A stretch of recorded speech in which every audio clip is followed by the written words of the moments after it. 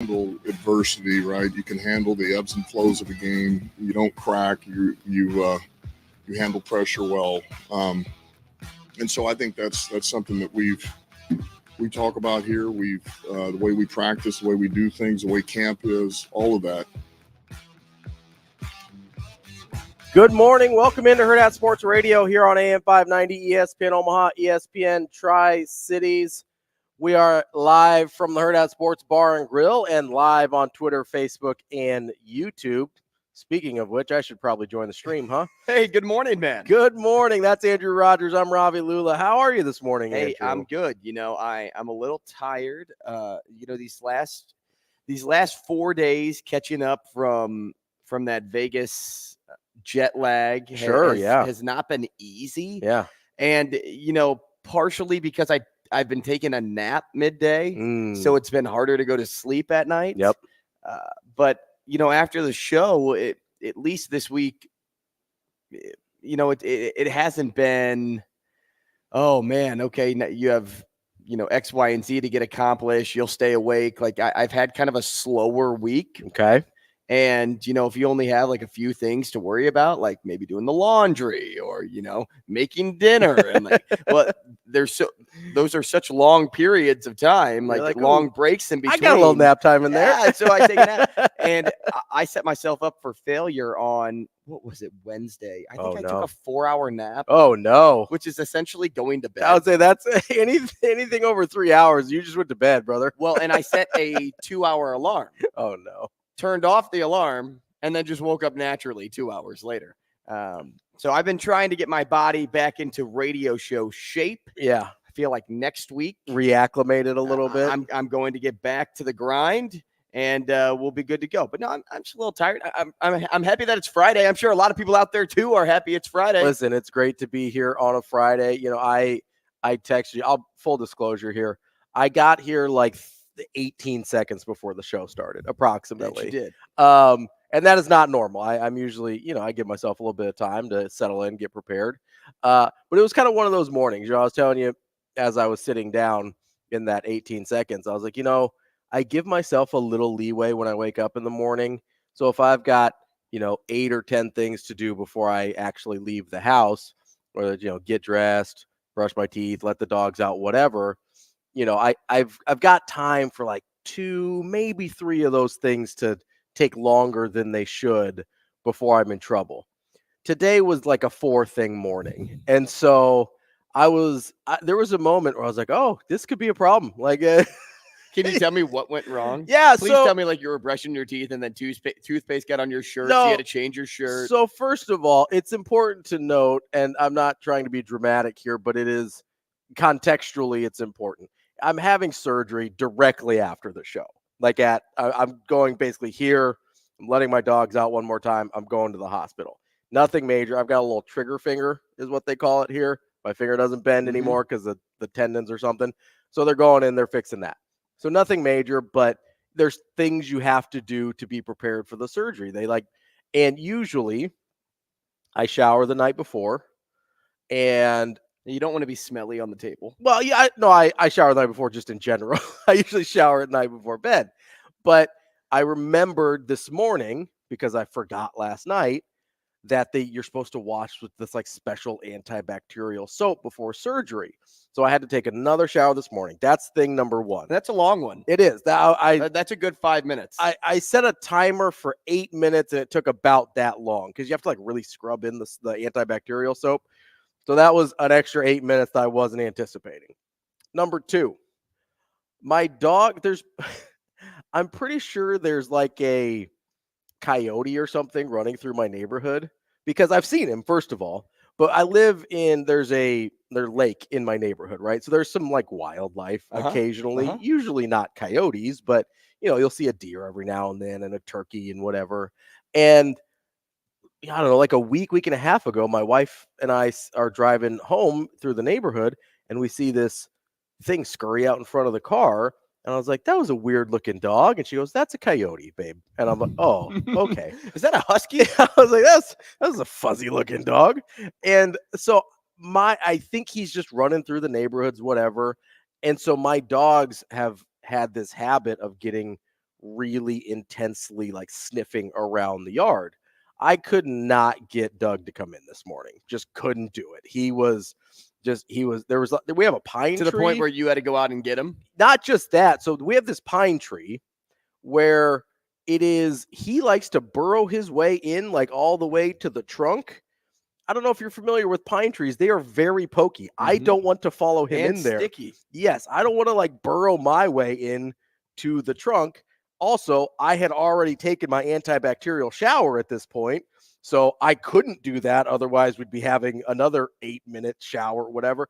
So I'm trying to coax Doug out. It's like a cartoon at this point. It is. Yeah. I'm trying to coax Doug out with like little, his little treats and stuff, and whatever he was. Ooh, a piece of candy. Whatever he was smelling on that tree must have been the most interesting thing in the world, because I had like actual strips of steak I was trying to lure him out with. Not interested at all.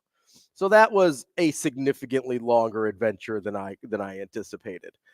Thing number 3 was you're not supposed to really eat anything before surgery, right? They're like, you can have some Gatorade, whatever. And I was like, I'll be fine. I won't eat anything, whatever. Well, my blood sugar goes low this morning. And so I was like, well, I have to get the Gatorade now because I can't have my blood sugar go low. I thought I had Gatorade at the house. Guess what? I do. Did you know Gatorade expires? No. It does, apparently. Oh. I cracked open a fruit punch Gatorade, and it was rancid, I think is the right word for it. Ugh. I did not think I had bought it that long ago, but then I checked the bottle. It's like expired July 2023. And I was like, apparently I did buy it a very long time ago. Good to know. Yeah, don't drink expired Gatorade. It's very bad. It honestly, it's like tasting bad orange juice. It's really bad. Would not recommend it. That would explain the expiration date, Ravi. Yes, it was really, really bad. What was 4? I don't remember what 4 was. 4 was I'm stressing myself out, so I just lost 2 minutes. I think honestly, I think that was like I just having to go to surgery today and like trying to make sure everything was lined up before I left the house. I think that was just the extra anxiety of that was number 4. So we're here. We're doing a radio show. It's going to be terrific. We're having a great time. I just, had a little bit of a rough start to the day. Hey, you know what? You're taking ownership. You're taking ownership of your day. We like people that take ownership. That's it's funny that you mentioned that because you sent me this clip last night of Coach Rule at the Texas High School Coaches Association, which was a little while ago. It was last summer. Yeah. And it just resurfaced. Yeah. And I don't know why. It just kind of popped up in our timelines. And I had seen the clip before, but you sent it to me and you're like, hey, maybe look at this and see, because the situation at Nebraska has been pretty unusual in the sense of, no major pieces have left for the transfer portal. A couple major pieces have decided, hey, I'm going to use an extra year or try and get, Marcus Washington trying to get an extra year to come back to play at Nebraska. You've seen a bunch of high-profile transfer guys come in here. You've seen, obviously, the Dylan Raiola situation. And you're like, it's an interesting thing to look back on before, because he said these things before year one, like before the first game of the season.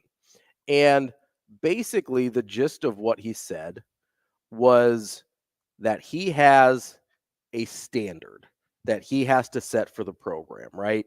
And that involves holding people accountable to that standard.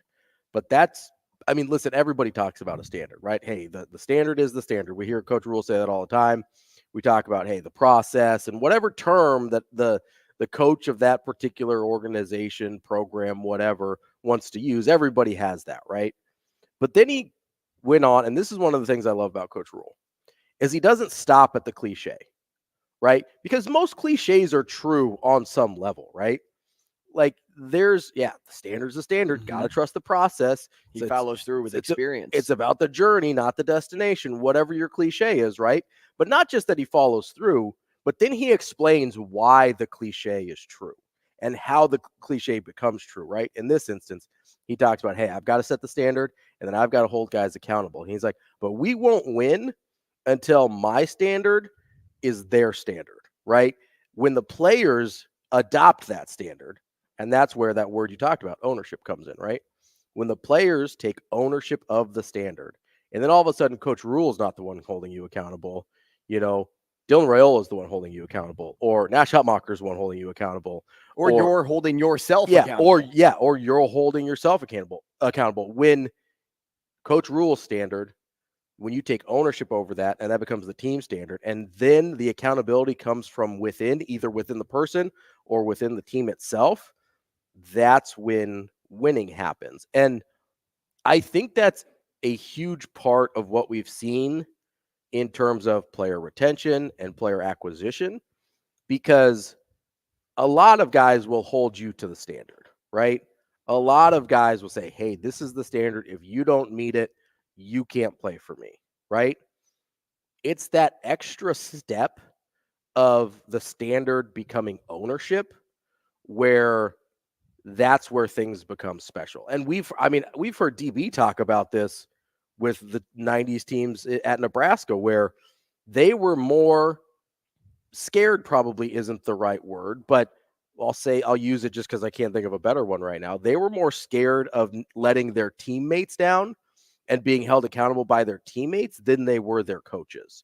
Because if you didn't do what you were supposed to do, you knew it was going to be taken care of by the older guys in the locker room before the coaches even ever had a chance. And that's where things become special. And at the same time, it's really hard to do, and it's really hard to maintain. Because as soon as you have a group that has just a little bit of a breach in that ownership, it's really easy for that breach to just split the whole thing apart, right? We've heard DB talk about that with the 96 team. Guys got a little bit selfish sometimes. Guys got a little bit too interested in what was happening to them, and it became less about, hey, let's lift each other up, and more about, hey, quit making me look bad. And that's where you have problems. Yeah, and you get that a lot on a lot of different teams. In fact, you probably get it on every team you've played on once before. And, you brought up a good point there with player retention and player acquisition, and how these steps have led to a multitude of both. I sat back and thought last night, and I do this a lot, especially during recruiting periods, of what are they thinking? I try to put myself in their shoes. The recruit shoes? Yes, the recruit shoes. What are they thinking when they are having a conversation with Coach Rule? What are they thinking when they speak to Dylan Raiola about why he chose Nebraska and why he thinks I should go to Nebraska too? What are they thinking when Coach Coop walks into the room and, shares his expectation? Because even though it's the same as Coach Rule's, it still sounds a little bit different, because it goes differently. It goes back to experience, because Coach Rule has so much experience and at all different levels that he can go into a situation and say, hey, I know what you're probably thinking. Whereas Coach Coop, he's so much younger and has a different set of experiences that he goes in with a couple of different analogies, but it still applies to the same expectation that they're both meeting on. And, I just have to think, like, it's not just, wow, I can play for that dude. Like that's not just what a recruit is thinking. I think it's also, wow, I want to be that dude. I want to emulate what he does. I want to lead for my brothers. I want to lead like he's taught me to lead. Like, these are things that, if Coach Rule's having a conversation with you, it's like, nah, I can go to war with that guy. Like I can do what he's talking about, and I can be part of the solution, not part of the problem. And that goes into the standard, right? The standard is the lowest of the low expectation. Like, that is like the baseline. That is the standard. But no one's expected to be successful at the baseline. Like, you're not going to have a team that wins a national championship if you sit at the baseline. No, you're going to have a team that wins a national championship when you go from the baseline and you take it up 2 notches. And then you're like, okay, here's our expectation. And then when you start seeing some growth in your program and you're seeing some wins, then that growth becomes 2 steps higher and 2 steps higher. And you get to a point to where, okay, it may be difficult to think that this is the expectation, but this is what these guys set, not me. And that's why we are proving to the world that we can be the team everybody thought we could be. And so, if you set the expectation and let them decide if they want to supersede it, you'll know right away what guys want to be there and what guys don't. There's a kid I coached in the fall. Mm-hmm. His name's Sam Dinkelman. He plays baseball up in Grand Island. Doesn't need a babysitter. Mm-hmm. I'm going to steal that quote from DB. We mentioned his name a little bit. Doesn't need a babysitter. He's somebody that always knows the objective. Yeah. Always exceeds expectation in aspects of the game, whether he's succeeding or he's failing. Mm-hmm. He could be going 0 for 18 at the plate, but you won't think there's a problem at all when he takes the field to play shortstop or second base, mm-hmm. because he doesn't let other parts of his game get impacted by one thing that, it's just not going right for him. Mm-hmm. And, when you have a player like that, and there's plenty of players in the Nebraska football program that are like that.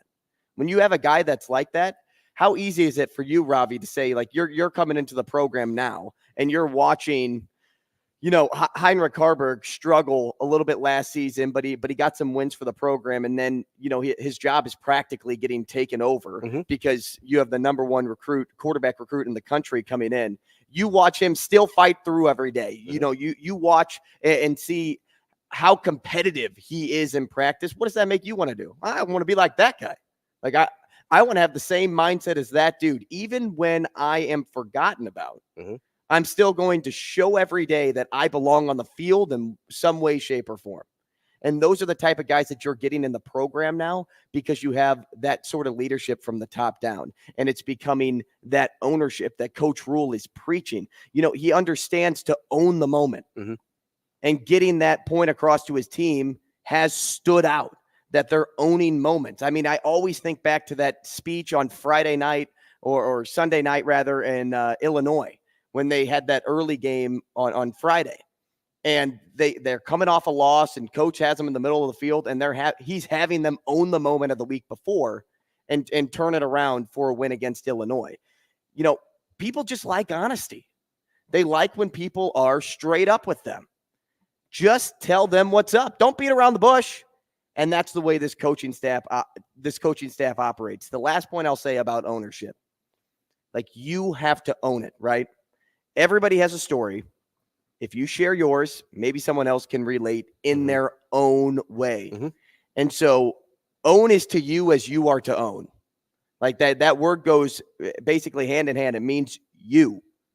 When you own something, that means it's yours, mm-hmm. right? So that's why you can go from one end of that stick to the other. If we talk about a drop pass, let's talk about that drop pass in that Buffalo game. Mm-hmm. Deep ball to Diggs. Like, Diggs has to own that he dropped that ball. Yeah. But also, Josh Allen has to own that he threw that ball. Mm-hmm. And, he's probably thinking, if I would have thrown that maybe 3 inches to the left, maybe Diggs had a better chance of catching that. The O-line's probably thinking, man, if I would have given Josh maybe a little extra time, mm-hmm. to make that throw, even though he had plenty of time in the world and the O-line did a great job there, but they're still probably taking ownership of that play. Mm-hmm. And then you may have another receiver saying, man, if I would have ran this route, maybe double coverage wouldn't have taken place there. And I could have drawn the safety to me, and Diggs could have been one-on-one. There's so many things that you just own. Everybody has to own. But Nebraska is owning their destiny right now. They are, because it started with, off-season champs, right? Mm-hmm. Getting Dylan Raiola. But then look at the 2 weekends they've had in recruiting. Yeah. They had 29, 30 kids last weekend. They're going to do the same thing this weekend. And they're owning their destiny by doing things like that. Yeah, and I can't remember if I've said this on the air or not before, but it bears repeating, even if I have. There's a buddy of mine who does a lot of, he's a pastor, so he does a lot of counseling for married couples and stuff like that.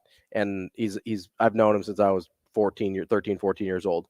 And so he's kind of mentored me through a lot of my life. And one of the things he told me at one point, I don't even remember when it was that you're always 1% wrong in every situation. You're never 100% right. You're never 100% wrong. Unless I BS my way through it and I convince somebody of that 1%. But then you still know you're not 1%. You still, you may have convinced somebody else, but you still know deep down, like in every I don't know. It situation, depends on how well I convinced myself that I was right there. in every situation, whether it's on a football team, whether it's in life, whether it's in your marriage, whatever it is, no matter what situation happens, you contributed to that situation. At least maybe it's not 1%, maybe it's 0.1%, maybe it's 0.0, like maybe it's a tiny fraction of a percent, but you're there, you contributed to that situation in one way or another. So instead of focusing on, hey, you're 80% wrong, I'm only 20% wrong, let's focus on your 80%. What the ownership portion of this is, hey, let me fix my 20%. Because then that lets everyone know that I know I didn't reach the standard either. I may have been closer to the standard than you were. Like if you've got whatever if you've got 12 seconds to run those 110-yard gassers or whatever, it's like you may have done it in 12 and a half and I may have done it in 14, but guess what? We both missed the standard, right? So instead of you telling me, hey, you need to hurry your butt up, get the let out and get there. And it's like, well, you also didn't make it. You also missed. You're it's a part of the problem. Be a part of the solution, right, not a part of the problem. And in order to be part of the solution, you have to acknowledge your part in the problem, right? Like the Josh Allen example is great. Was that a straight up drop by Diggs? Absolutely. Could Josh Allen have thrown it like a foot further and he'd have a little more separation on the corner? Absolutely. Could, like you said, another receiver drawn a little bit of attention away from Diggs? Absolutely. Could the O-line had given him even another half second to make him feel a little bit more comfortable? And maybe not just on that play, right? But if he's been rushed the whole game, maybe he's hurrying a little bit because he doesn't think he's going to have the time, even if he does. Like, you have to be willing to accept whatever your responsibility is in that situation. Otherwise, ownership is not possible. And at the same time, everyone else has to be able to do that too. That's what the team is, right? Because if no one else, like let's say you're in a marriage, you're willing to take responsibility for either your 1% or your 90%, wherever you are on the spectrum that day, but the other person isn't willing to do that, well, guess what? It's not going to work out, right? Same thing with a team. If Josh Allen's like, hey, I should have thrown that ball half a yard further, that's my bad. And Diggs is like, man, I should have held on to that thing, that's my bad. And the O-line's like, we did our job. Mm-hmm. It's on you guys, skill players. That's not going to work long-term, right? That's not going to work out. That's why ownership is so important, because in a game, especially like football, where everything is so interconnected, not just from position to position, but from play to play, it is so hard to not, it's impossible to win if you don't have right. It's a half-second difference. Like, that's it. In football, you got to be quick. You got to be quick decision makers. That's why you all have to be one. They say game of inches for a reason. Coming up next, we'll set up the show, let you know what we've got coming your way on Hurrdat Sports Radio. We will be back.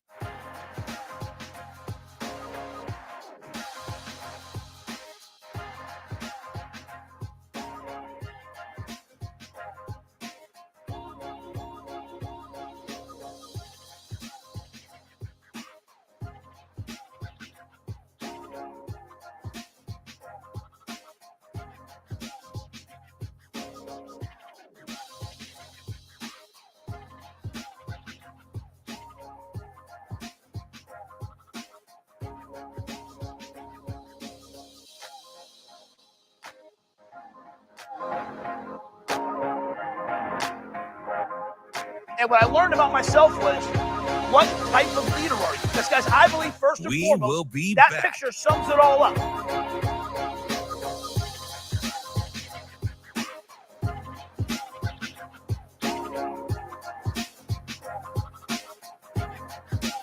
And what I learned about myself was, what type of leader are you? Because, guys, who sprint forward and have everyone forward. And you sprint out into the unknown. You sprint out when maybe it's a little bit dangerous. During my time in Carolina, I came to really appreciate it. Because after every game, it was me that walked out and saw the media, and it was that quarterback that walked out and saw the media. Like, we had to lead. We had to do things that maybe we didn't want to do. We had to be the guys that were in front. But at the end of the day, what I've learned is if I want to be a leader, then I've got to be out front. Number two.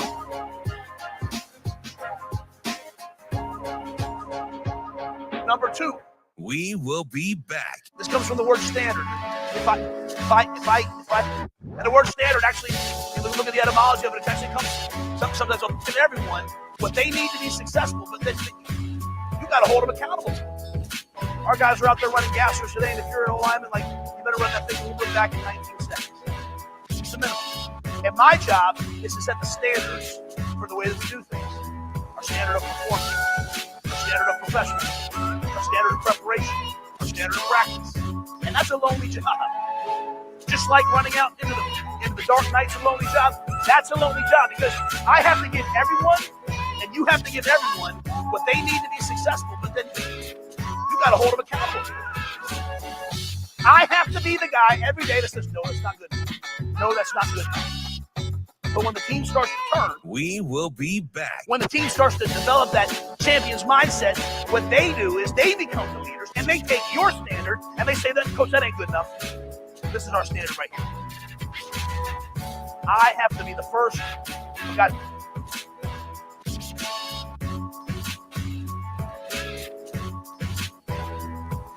I have to be the first guys who win in Nebraska once they decide what the true standard is for the champion.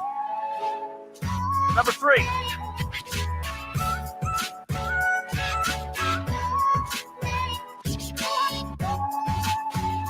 Number 3.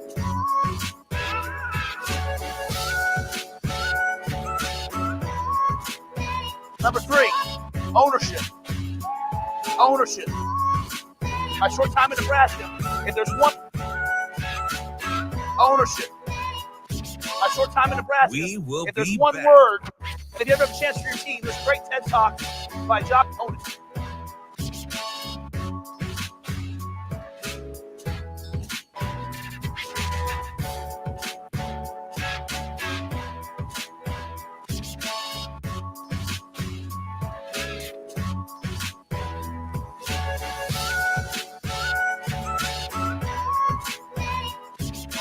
We will be back.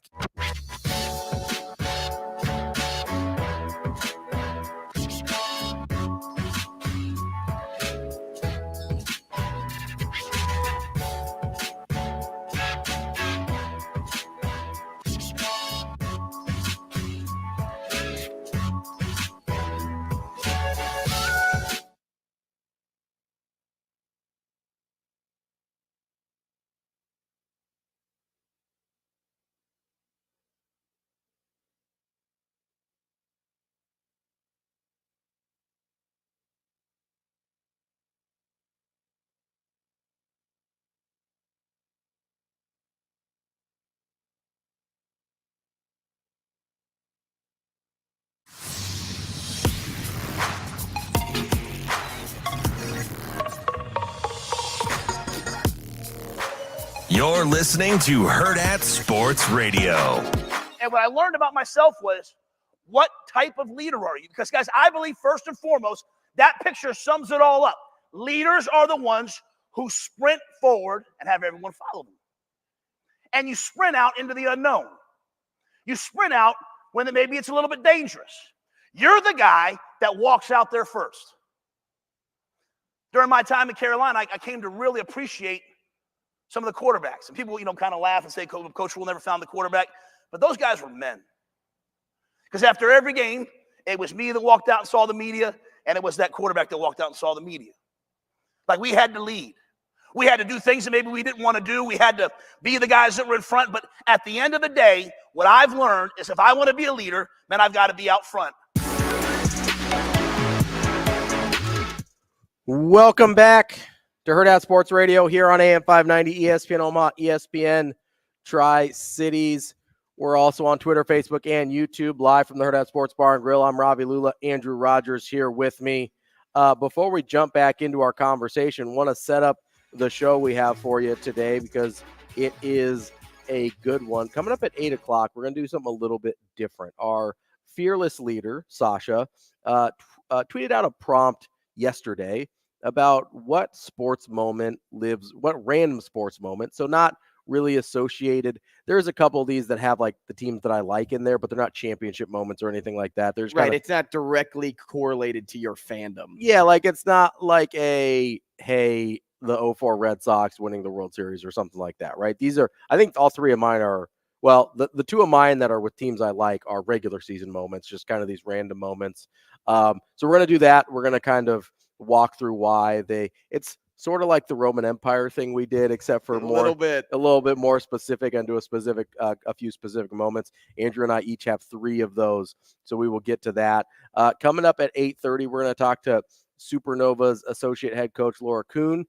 We will talk to Brian Speiberger from PFF, he covers the NFL. We will talk to him at 8:45. Of course, at 9 o'clock, we'll talk to our very own Mike Sautter about the high school and Nebraska basketball sports scene.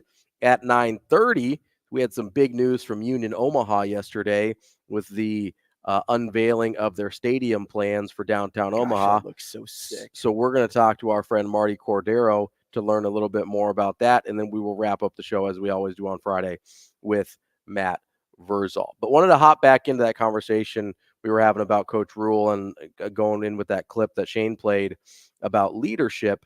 And you mentioned something in the first segment that kind of caught my attention. You were talking about the player retention and why people want to follow him and things like that. And it wasn't just about, hey, I want to follow him. You're like, I want to emulate him. I want to be like him. And I think it's maybe more like I want to be, not that you want to be Coach Rule, but you want to be a man like Coach Rule. You want to be a person who cares about other people like Coach Rule does. And it's kind of a really weird analogy, but the first season of Ted Lasso that I watched, right? The overwhelming themes of that, especially first season for me, were his kindness to people and his accountability when he did something wrong. When he did something wrong, he took ownership for it every single time. Like, if you rewatch that show, especially the first season, look at how many times, and you can tell who the good people in that show are versus the bad people in that show are, versus if they take accountability and how they take accountability, right? Because there's basically 3 different ways. There's taking accountability without being called out on it. You're like, hey, I recognize I did this wrong. I'm going to come forward and be like, that's my bad. I apologize. Then there's the people who they get called out on something and you're like, you know what? I didn't see that. You're right. That's on me. Then you've got the people who get called out on it and then make excuses. They get called out on it and then they try and convince you they didn't do anything wrong. Watch that show again with that framework and you'll be like, oh, and be curious. Yeah. Not judgmental. Right. And so when I watched that show, though, the first time I watched the first season, and I've seen that show several times because I'm obsessed with it. But very good show. The first time I watched that first season, I had this really strange feeling of this show makes me want to be a better person because of the example that Ted Lasso leads. And listen, I get it's a fictional character, right? But I think it's a similar situation when people talk to Coach Rule. I think they leave conversations with Coach Rule, maybe not saying, oh, I want to be a better person, but maybe saying, I think he can help me become the best version of myself. And that is incredibly important when you're talking about an era of free player movement and NIL, and people have a lot of reasons to leave and not a lot of reasons to stay. But you have to give them something more than, well, we'll match whatever NIL deal comes through the door. Or we'll make sure we can guarantee playing time or whatever, because he doesn't do that. He doesn't guarantee playing time. And so if you're not guaranteeing playing time, and yeah, they're on par with NIL, like that's fine, whatever. But other people have as much money or more money. Other people have great resources. Other people have great facilities. What's the difference maker for a place like Nebraska? And it's that when the head coach speaks, the people that listen say, that guy can help me be the best version of myself. And that changes everything, because that will make up for whatever deficiencies that you may have in infrastructure or whatever else. And for some people, at least, you'll be like, oh yeah, no, I'll take a little less to stay here. I'll take a non-guarantee to stay here because I believe long-term that's what's best for me. And the people that stay are the people that are going to lead Nebraska where they want to go. Well, and everybody wants to be challenged, right? And so, like, not everybody knows it, though. Coach Rule, like, doesn't just sit down in a meeting and try to play match game, like you said. What he does a really good job of, and then I've had, conversations with him before, is no matter what the situation is, or if it's a casual sit down, or if it's a professional sit down, the way that he presents information to you is more in like a challenging light. He makes you think, right? And that's what I think is the biggest takeaway for a lot of recruits at the end of the day is, he's not BSing you when you walk into the room, and he makes you want to listen. Right? And there are so many situations where like I'm sitting somewhere and I'm just like, like, when is this going to be over? Yeah. Like there are plenty of times where when I go to church and, the priest is up there for a homily and I'm sitting there and I'm like, man, if you would have stopped right there, the message would have been great. But then you added on and added on. And then what does my mind do? It goes left, it goes right, it goes forward, it goes back. I'm not the only one that thinks that either. Yeah. It's very common. But when you know your timing, when you know like how to present the challenge, and then just like let the challenge speak for itself and not try to over explain the challenge. Like that's what Coach Rule does really well, because you sit there and you're just in awe of what he's telling you. And you're like, man, I can relate that to this aspect of my life. Coach Rule may say like, frontline guys are the quarterback and the head coach that have to go talk to the media after a loss and they're 1-14 and, it's not a fun thing to do. But, that example makes me think about that one time in school where I had to do this project, and like people always take somebody else's personal challenge and apply it to how can I relate to that? But he lets the challenge speak for itself. And that's why you see a lot of these young players want to come play for Coach Rule, because you're right. They don't know they want to be challenged, but when they are presented with that challenge, it becomes like a fire inside of them to prove it, to prove that you can beat that challenge. It excites them in a way that they probably haven't been, motivated by previously. Exciting. Like you mentioned, kind of an example with the priest. My favorite teachers that I ever had weren't the ones that let me skate by and do whatever I wanted and whatever, although like I enjoyed that at the time. But it was the ones that are like, hey, you're capable of more than this. I'm going to need you to provide. Well, it's also that. the ones, too, that you wanted to prove to. Yeah. Right? Like I had a teacher in high school. He was my running coach in grade school, ended up being my chemistry teacher in high school. And like I had like a good relationship with him. So I wanted to prove to him that I could get this work done, not only efficiently, but also so I could overachieve in that way, because I wanted to show you that I care. And like when you have a teacher like that stand in front of you, you're going to get players that also want to prove to you, like, I'm going to be the best right now. Well, and part of it too is like when someone believes in you, right? Because the way I felt with the teachers specifically in high school were these two teachers. One of them was my Latin teacher. One of them was my AP American History teacher and civics teacher, RIP Mr. Eicher. They believed in me, and that I had more in me, whether intelligence, whatever, than I was giving them. And so I wanted to prove them right about what they believed about me. And it's the same thing when you believe the opposite. If you don't believe in someone, they're going to try and prove you right. If you do believe in someone, they're going to try and prove you right. So you get to decide which thing they're trying to prove. Coming up next, there's been a lot of coaching movement across a bunch of different sports over the last week or so. Let's get into some of that next here on Hurrdat Sports Radio. We will be back.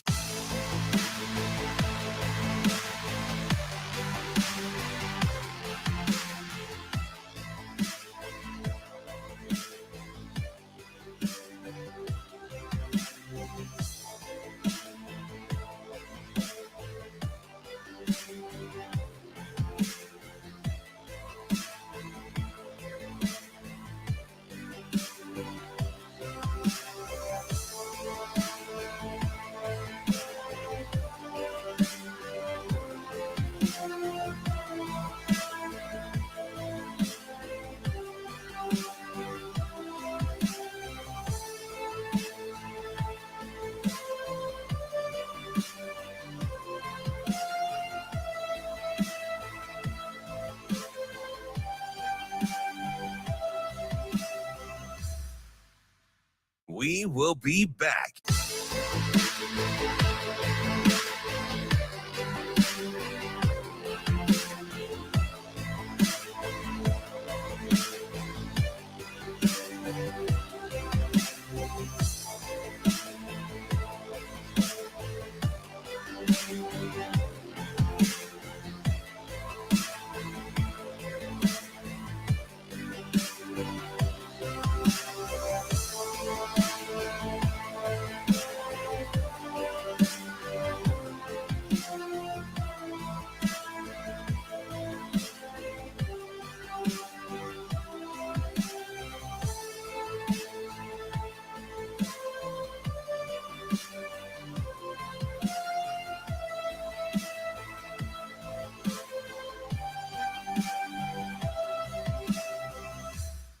We will be back.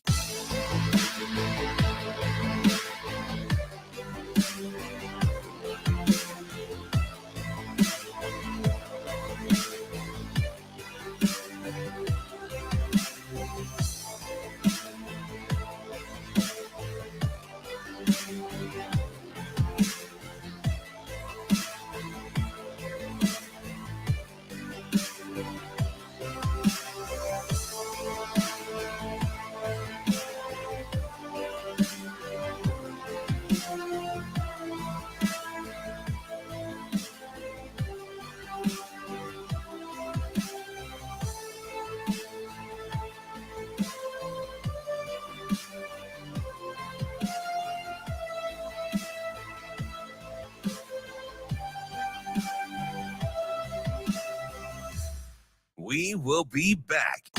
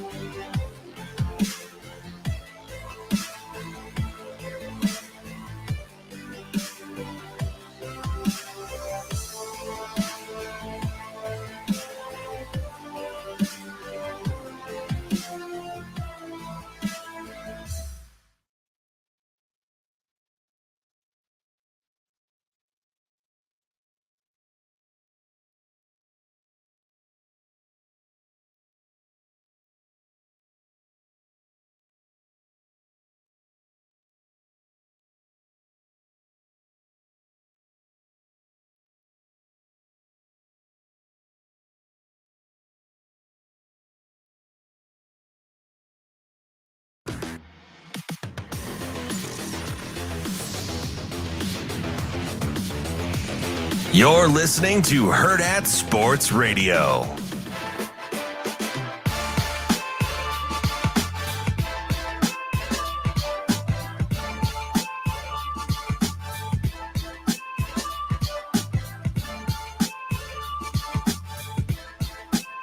Welcome back to Hurrdat Sports Radio, wrapping up hour number 1 here on AM 590, ESPN Omaha, ESPN Tri-Cities. We're going to talk to one of our friends from the Omaha Supernovas at 8:30, but I want to remind you, a week from tomorrow, the next home match for the Omaha Supernovas, February 3rd at CHI Health Center against the San Diego Mojo. Make sure you get to supernovas.com to see what you can get in terms of tickets. I said it yesterday. I'll say it again today. Got that 11-6 mark on Wednesday. Let's see if we can beat it. Listen, that's a Wednesday night. This one's on a Saturday, all right? We can beat 11-6 on a Saturday, folks. Let's see what we can do. Let's show the Omaha Supernovas and the Pro Volleyball Federation why this is the flagship franchise of professional volleyball in the U.S.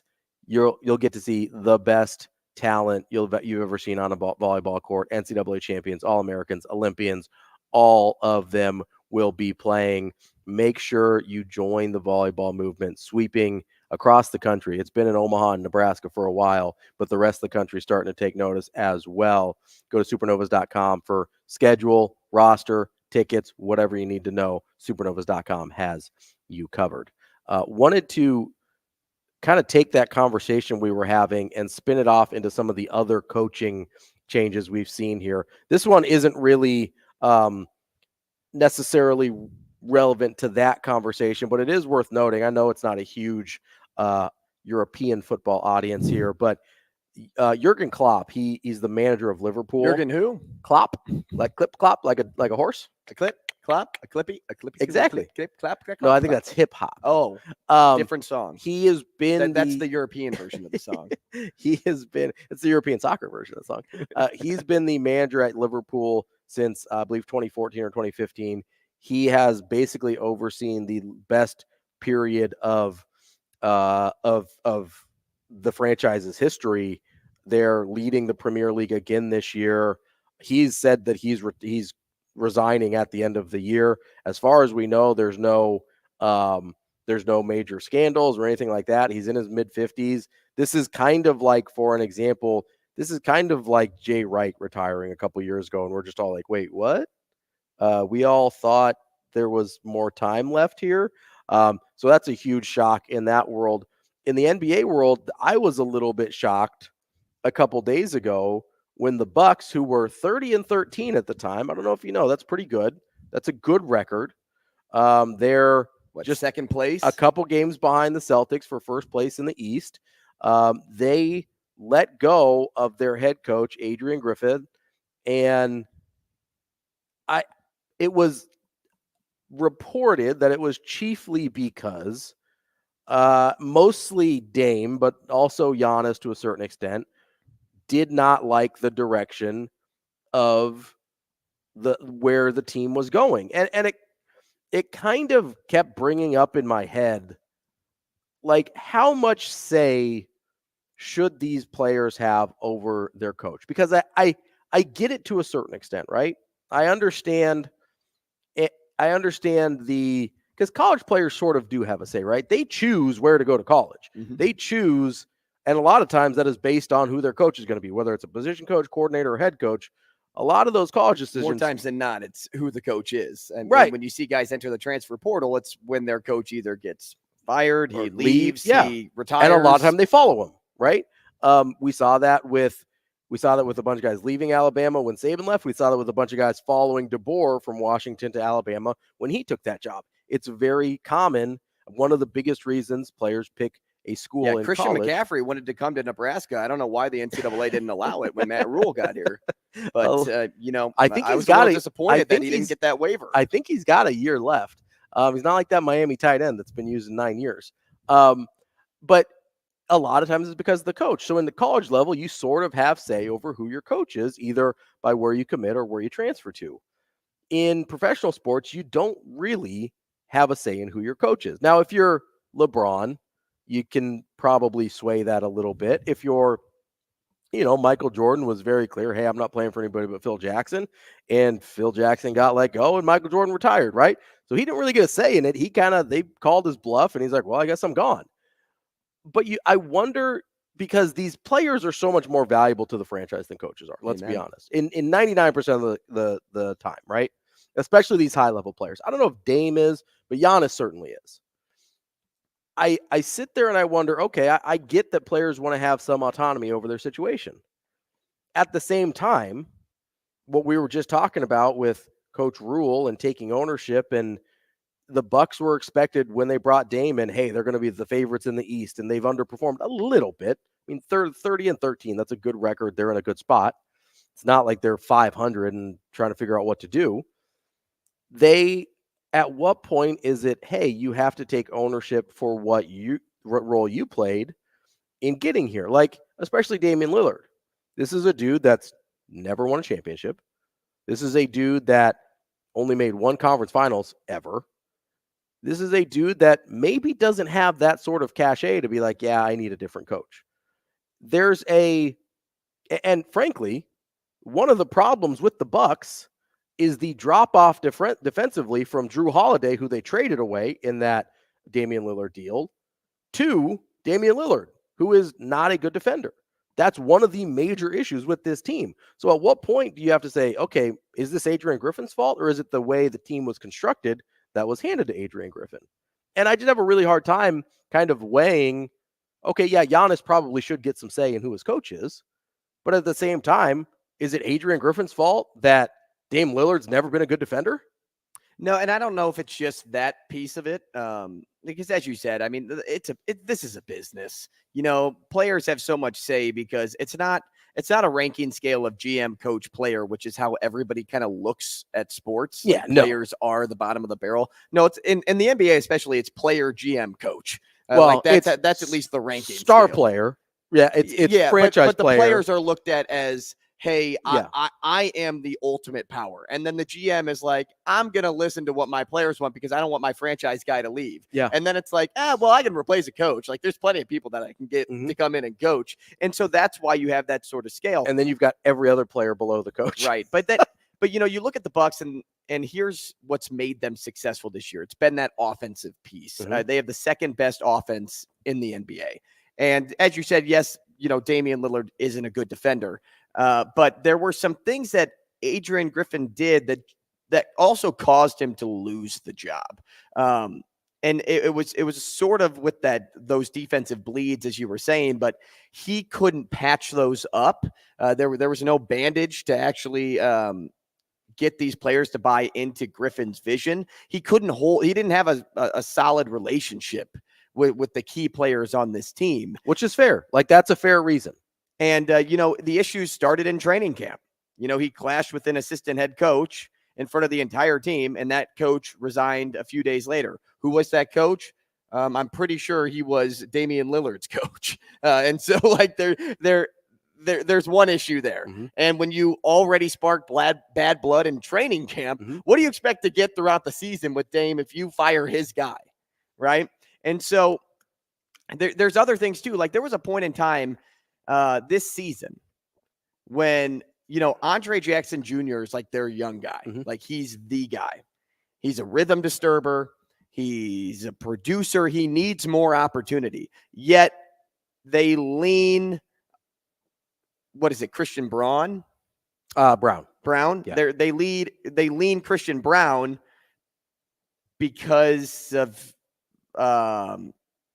I just don't know. Like, they're guaranteeing him nightly minutes so he develops into a factor come playoff time. Well, he's more offensively capable right now than Andre Jackson is. Right. But Andre Jackson is, like I said, a rhythm disturber. Like, this is somebody that you want in there, especially defensively, when you're one of the worst defensive teams in the league. Andre Jackson's dramatically better defensively. Brown's a lot better. It's just about decision making at the end of the day. I mean, decision making kicked Budenholzer out, mm-hmm. and now it's kicked Griffin out. Well, if there's a championship window and you're in that window with who you have on your team, you need somebody that plays to the player, not plays to, I guess, himself. Mm-hmm. Because I don't want to say that Griffin is selfish, but he was hard-nosed, hard-pressed on what needed to be done. And so the Bucks looked at that situation and said, no, we kind of need to lean more into who we got right now because they don't want to lose out on the talent they have. It's kind of like your Curry example that mm-hmm. you always bring up. Yeah. Like, the Bucks are building for their championship.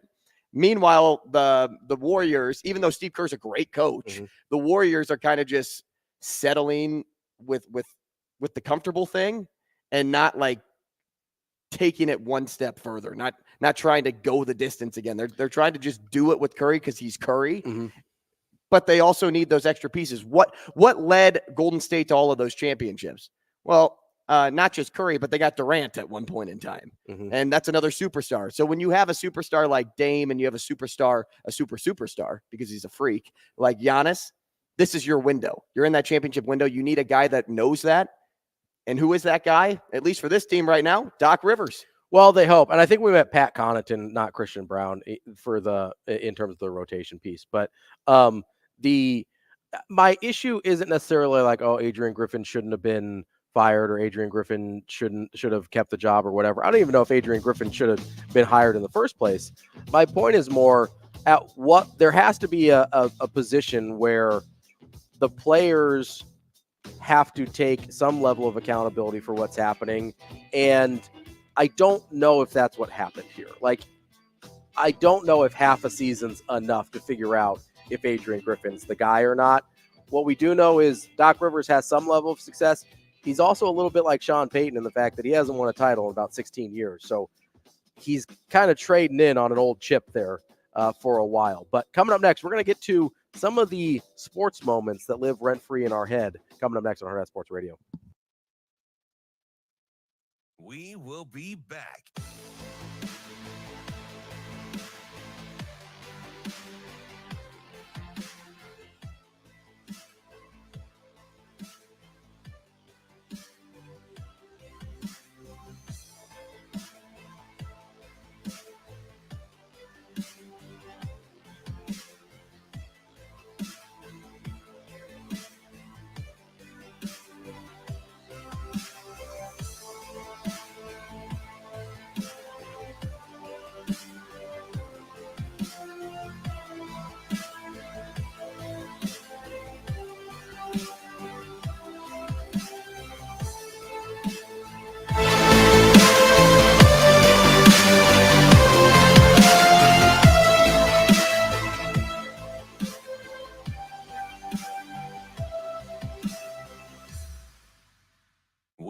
will be back.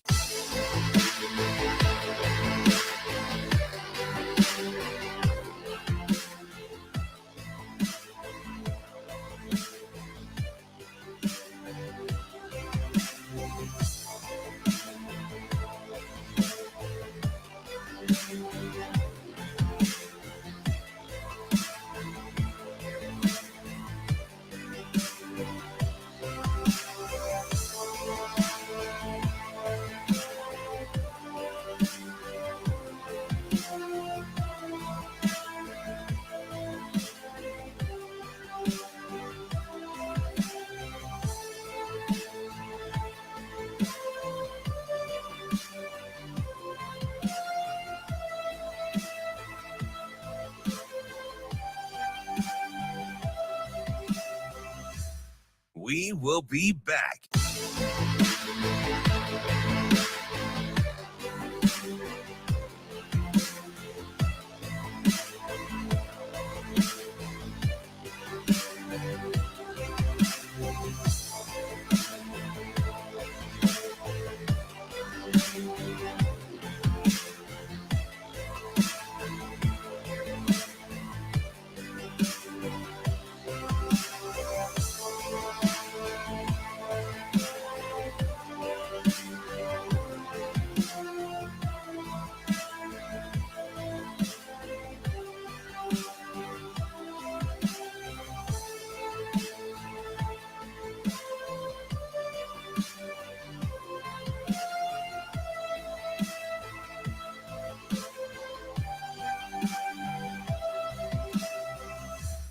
We will be back.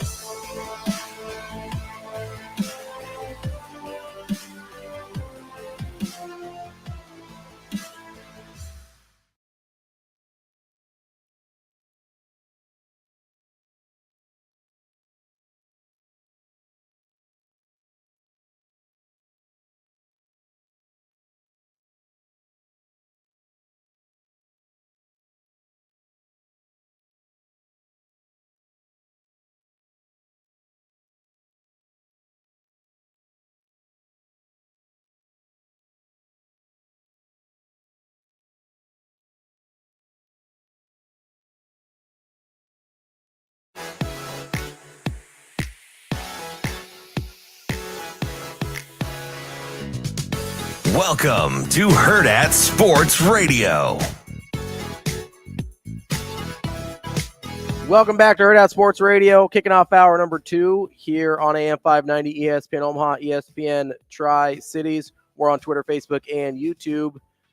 Want to remind you, we're getting down to it. If you want to qualify for the Warhorse Sportsbook Festival of Games, they have a $100,000 prop card challenge and a $20,000 grand prize drawing, either cash or free slot play, that you are eligible to win every time you get an entry. How do you get those entries? Number 1, become a Warhorse Rewards member if you aren't already, which you should be. Number 2, every time you place a $50 sportsbook bet, you get qualified to enter into this prop card challenge and the grand prize drawing. This is for the casino in Lincoln only. Have to go there to the casino, get those entries, and then once you have them, you've got until February 1st to get those entries qualified, and then you'll be able to make your prop card picks starting February 5th. Then you just got to go validate those things at the casino, and you'll be good to go. Confused about any of it? Want to know some more details? Go to warhorsecasino.com for more information, and they will have you covered. But here's what you need to know. You go 25 for 25 on your prop card, you're looking at $100,000. You go 0 for 25 on your prop card, you still got a chance to win the $20,000 grand prize Amen. drawing. Amen. Anywhere in between, you've got an opportunity to win some money from our friends at Warhorse Sportsbook. No bets, no glory. That's the Warhorse Festival of Games. All right. You know what lives in my head all the time is our friends at Warhorse. You know what lives rent-free in my head, though, is a bunch of random sports moments. And, our figureless leader, Sasha, tweeted out this prompt, as we mentioned at the start of the show, about what random sports moments live rent-free in your head. And so when I think random, I think, okay, regular season, for the most part, or non-championship type moments.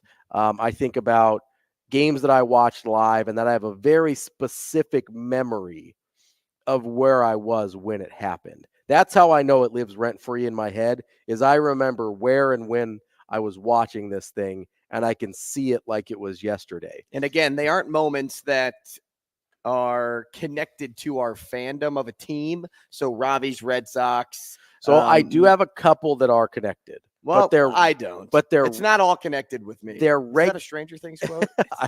I don't know. Is But that Stranger Things, Shane? They're regular season games. It's always Stranger Things. There's always Stranger Things happening here. But for me, it's like regular season games or teams that I don't necessarily care so about. I could have chosen David Freeze's. You could have. Hits it in the air to center.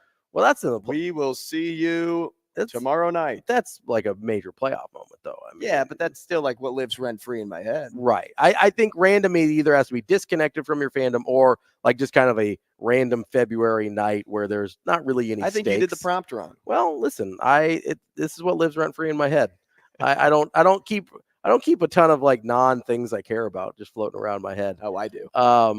Actually, I do. My brain is always moving. That's how I'm so good at trivia. I keep a bunch of nonsense in there.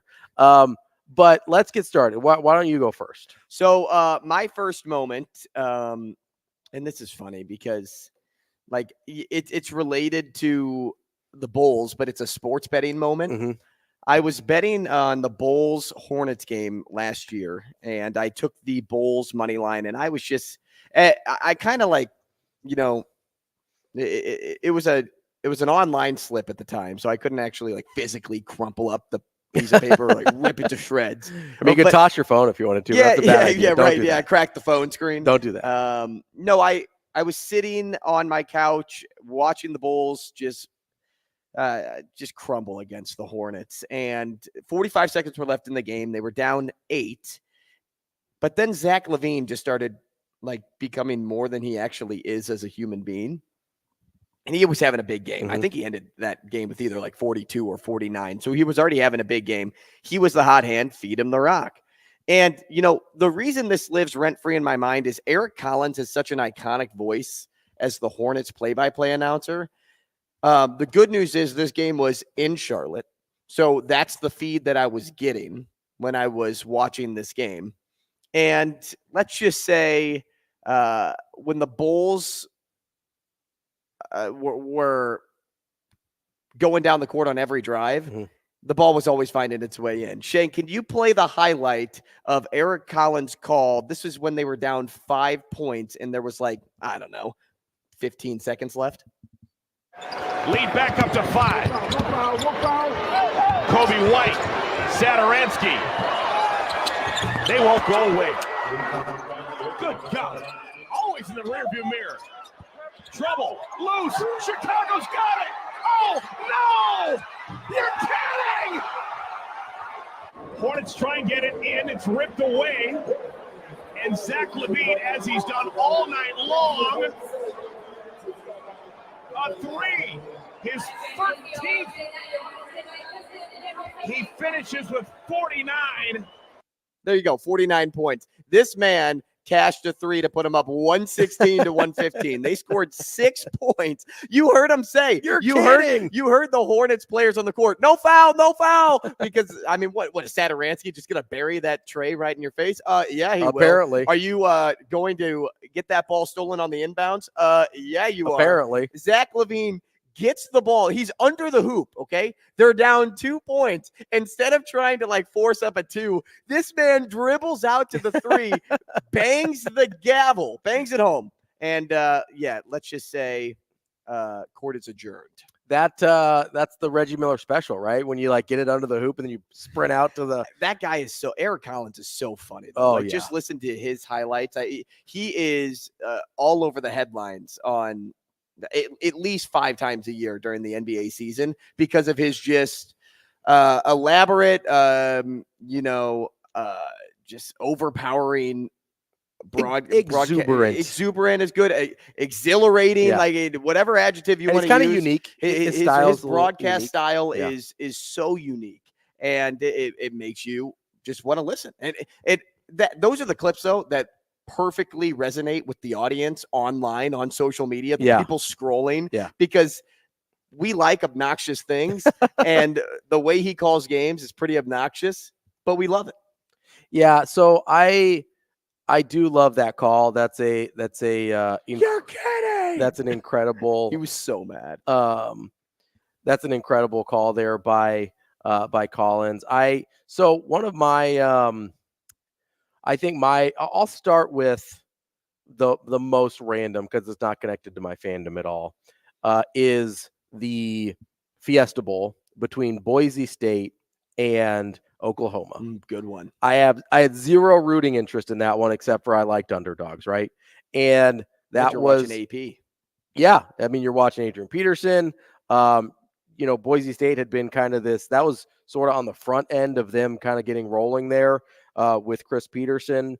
That was January 1st, 2007. I was in Houston, Texas, at my sister's house. Well, technically Sugarland, Texas, at my sister's house. I'm watching this game on New Year's Day, and it was a night game, so it was kind of going a little bit late. But this thing was incredible back and forth. The Boise State gets to an early lead. Seems like they kind of have control of this game. Seems like they're going to win, and then they start having some trouble, right? They start having, Oklahoma starts to do Oklahoma things, and then the game's tied up. Boise State's going to have an opportunity to do a game-winning drive, and Jared Zabransky throws a pick six, and it's like, oh no, there's like under a minute left. You're like, oh, that's it. They blew it. Next drive, that's where this comes in. To move the chains. A last gasp for the Broncos. Zabransky's legs might be critical here to save time on throwing the ball. Down the middle, James, the lateral to the corner of the end zone. Can you believe that? It's the pure shock in that's Tom Brenneman. The pure shock in his voice when he yells, "Nobody saw it." The lateral, and it perfectly encapsulated how I felt in that moment. Everybody said the same thing. Oh my gosh! Yeah, because no one expected, because there was still enough time left where it wasn't kind of. I think there was 16 seconds left. Yeah, in that game. so you're like, hey, we've got a couple maybe but opportunities. It was 4th down, and I don't know if he would have gotten the first down when he caught that ball. I think it was 4th and 16 or something crazy. I don't think it was 4th down yet. I'm pretty sure it was 4th down. We'll have to do some Googling there. I don't think that was the 4th down play, but I might be wrong. But because I thought that was the start of the drive, because he's kind of setting up the scene where he's like, hey, Zabransky's legs might play a factor here. But the pure shock, because it wasn't you weren't expecting them to do the sort of, I think Vrzal calls it the pitchy woo woo, where they're kind of doing the 6-man football rugby style pitching all over the place. Right. It took everybody by surprise, because you thought they were going to, we're going to try and get into field goal, or we're going to try and get this thing into a Hail Mary range. 4th and 18 at the 50. 4th and 18 at the 50. And the pitch was after a 15-yard pass. So it wasn't guaranteed that he gets the first down. So but the pitch just caught everybody off guard. Just everybody was stunned. What a play call. And that moment where he just yells, the lateral. Everybody just was the perfect. It's so simple, but it was perfect because it embodied the shock that everybody felt in that moment, because everybody thought he was just going to try and get the first down, just continue, because he had a little bit of space. I don't know if he was going to get it or not, but he was just going to try and get the first down, and you run up, you spike, whatever, you try and keep the thing alive. But man, the lateral there was just chef's kiss. Well, and how about the dive into the end zone? How about the overtime touchdown too? 4th and 2, and you have a running back. Yes. Throw a touchdown pass to your tight end. And do we have the final play of that game? Oh, so did you end up getting the? No, okay. So then, dang it. I was saying, then you've got the Statue of Liberty. The Statue of Liberty with Ian. Oh, what was his name? Ian. It was the guy that proposed to his girlfriend. Who was a cheerleader. Number after the game. 41. Oh gosh, it was Ian Johnson. Ian Johnson. I kept wanting to say Ian Steer, but that was a one-time Creighton committed power forward that never ended up playing here. It's weird, like the names that stick in your head. But yeah, Ian Johnson does the Statue of Liberty, chucks the ball into the stands. Yeah, proposes to his girlfriend. Can you imagine coming away with that football? Well, so he said later, he's like, my parents were sitting in that corner. He was trying to throw it to his parents.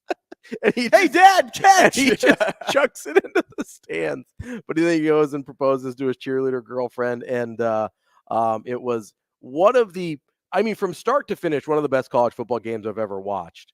But that play in particular, that moment of the lateral just lives rent-free in my head. Now, the next one for me is not as crazy, but it was iconic for me because, when Steph Curry was making his March Madness run, I was still a little young. Like, I knew about it. I watched it, but like, do I really remember where I was when he was making that run? No. But the guy that was like the next Steph Curry was Jimmer Fredette. A couple years later. And that is more of a core memory for me than Curry's moments. Okay. And this is one of the reasons why. Here comes Jimmer. Long range. Are you kidding me? He's got his J back, folks, and the eye of the tiger. 4:56 to play. We're tied at 56. Fredette shooting that one from Provo. That 3 against Florida, because Florida was a heavy favorite. Yeah. BYU was without their big man for some reason. He got suspended or kicked out of school for violating BYU's honor code. Right. Yeah. And so Jimmer had to do everything himself in this game. And now they didn't beat Florida, but that game was so can't take your eyes off of because he's Jimmer Fredette and how he was like that, how that season was going for him. I just remember constantly in college after that, like I would be shooting hoops down in the rec area. And like, there are days when no one else is on the court with you. And in my head, I would like shoot threes from Jimmer's range. And I would play that call. Here comes Jimmer. Long range. Whoa. And it's just one of those things where it's just, you never forget those guys. You never forget those players. And even though it wasn't like, the Statue of Liberty, the 4th down lateral play, or, the Hornets play-by-play call of Zach LaVine doing something crazy at the end, like Jimmer Fredette is a guy that nobody will ever forget. Yeah. Because of just the type of player he was for that team. I mean, it's kind of like what Johnny Manziel was for Texas A&M. Yeah. Like, they never went very far. Not professionally, no. But it's just or guys, in their it's playoffs, guys in college that are just like, balling. Dude, I will always remember those moments. The next one for me, you brought up Steph Curry. Obviously, I'm a Warriors fan because of Steph Curry, but this isn't any of the championships or any of that. This is a random regular season game. It was against Oklahoma City on February 27th, 2016. And I think you'll know it as soon as Shane plays the call here. But I remember I was in my house. I was living in Ashland at the time.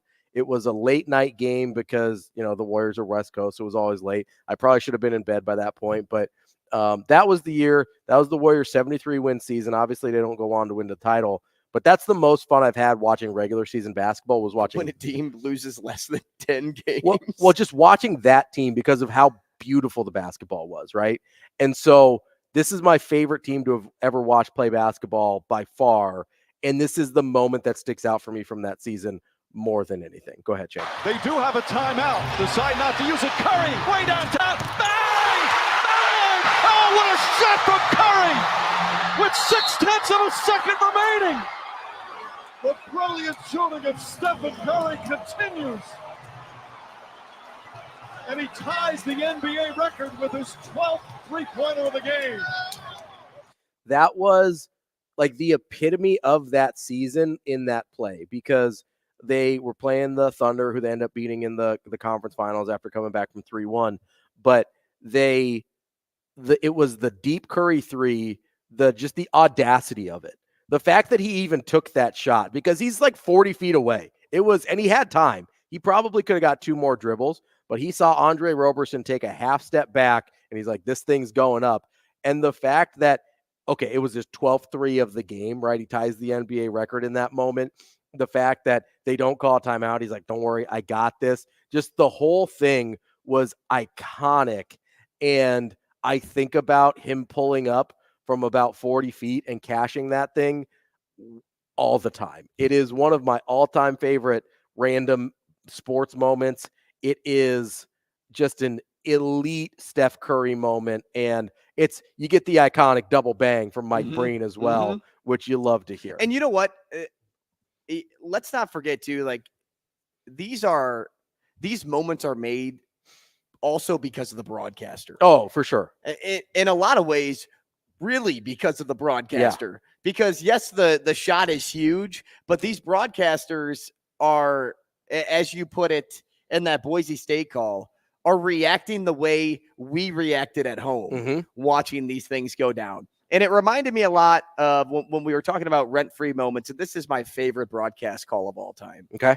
It is an off-the-radar sport. Okay. It is an Olympic event. Okay. And we're talking about when Michael Phelps was going for 8 gold medals. I remember this well. And there was a moment in time where the French relay team, which came was out and favored. Yeah. They talked a lot of smack because they said they were going to be the ones that were going to keep Phelps. Be kind of the brick wall of Phelps getting his 8th gold medal.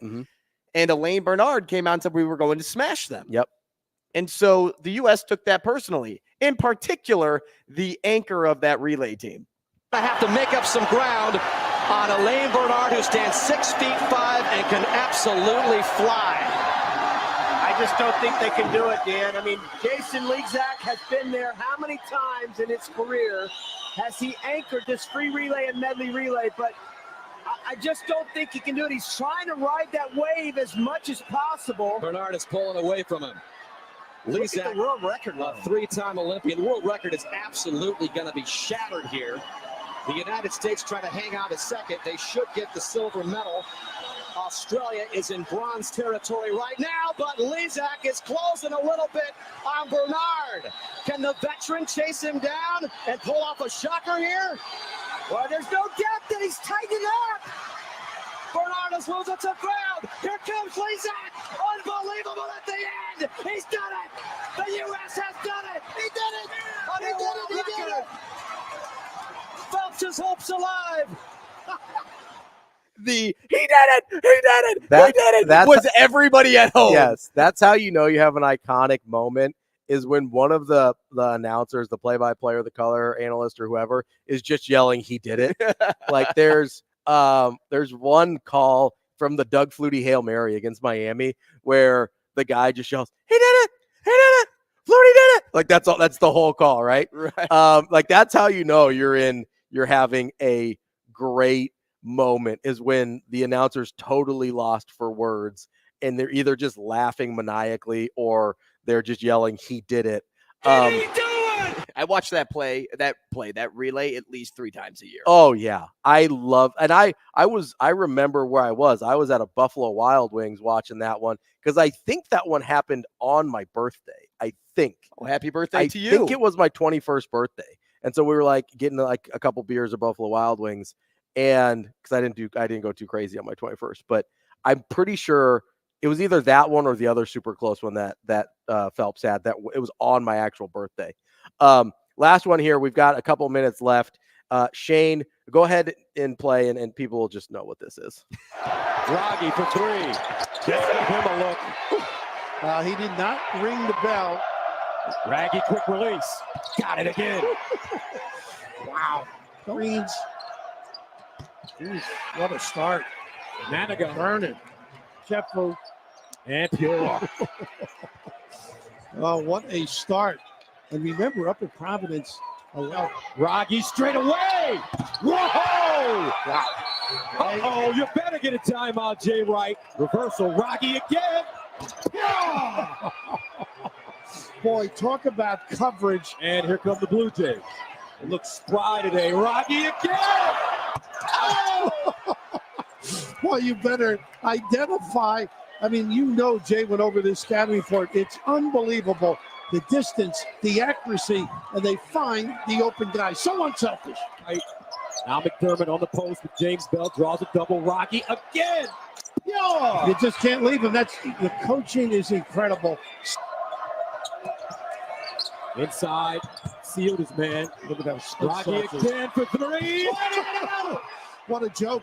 I mean, it's absolutely comical. That is, of course, the Ethan Rogge game against Villanova on January 20th, 2014. So that was actually all 9 of the 3-pointers. 2 of them were not Rogge in the first. But Creighton made 9 3-pointers in a row to start that game. 1 by Manigault, 1 by McDermott, the other 3 by Ethan Rogge. Or the other 7 by Ethan Rogge. Other 7 threes were by Ethan Rogge. That was, I mean, I mentioned the laughing maniacally. You just have Bill Rafferty just giggling to himself. Well, because it's just so unreasonable to think that this happened. And one of them is my favorite one in that stretch. I think it's the 4th or 5th one where Rogge barely crosses half court on a fast break. He gets the ball kicked to him, and it's kind of like a leaner. He's kind of just leaning into it and lets that thing go and rips it from about 35 feet, which you're probably in the moment like, hey, that's kind of a terrible shot because you're on a fast break, but he was feeling it. It was one of my most iconic memories. I named my dog after the guy. It's pretty good. Coming up next. What, Ethan? Rogge. That's my little German Shepherd, guys. Rogge. My little German Shepherd, Ethan. Come here, Ethan. No, Come Rogge. on, don't chase the pine needles. His name is Rogge Funk. After Nate Funk and Ethan Rogge. Coming up next. Ethan Nate. We've got Supernova's associate head coach, Laura Kuhn, here on Hurrdat Sports Radio. We will be back.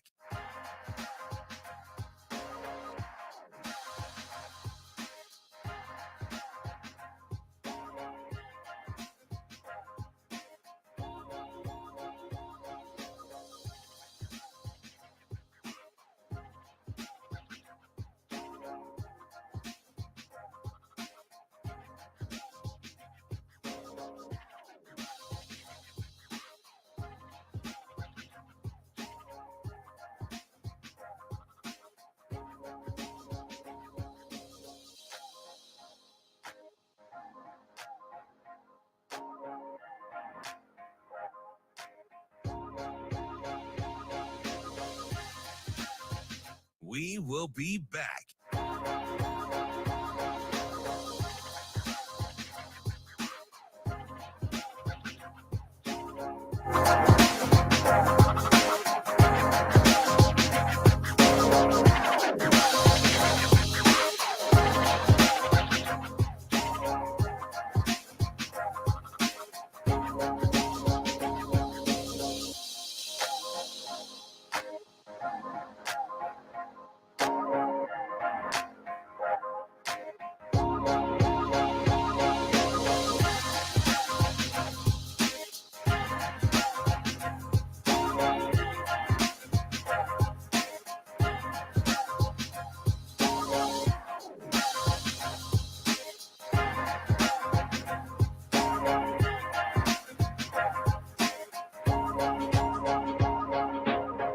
We will be back.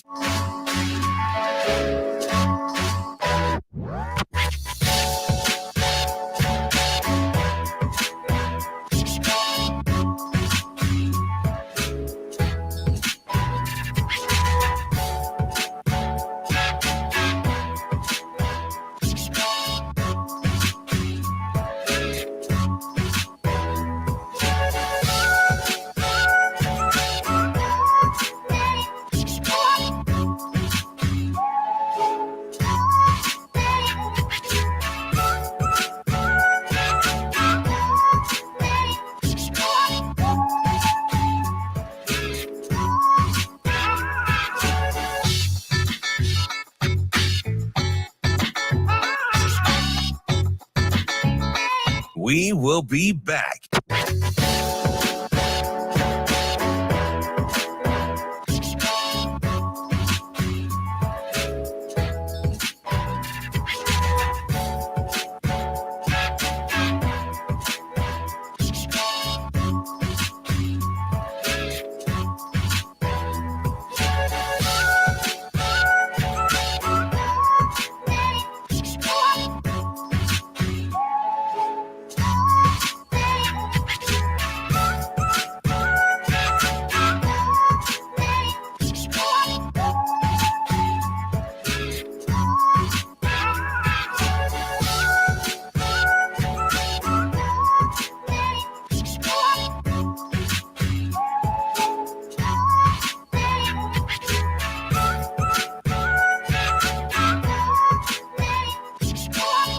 We will be back.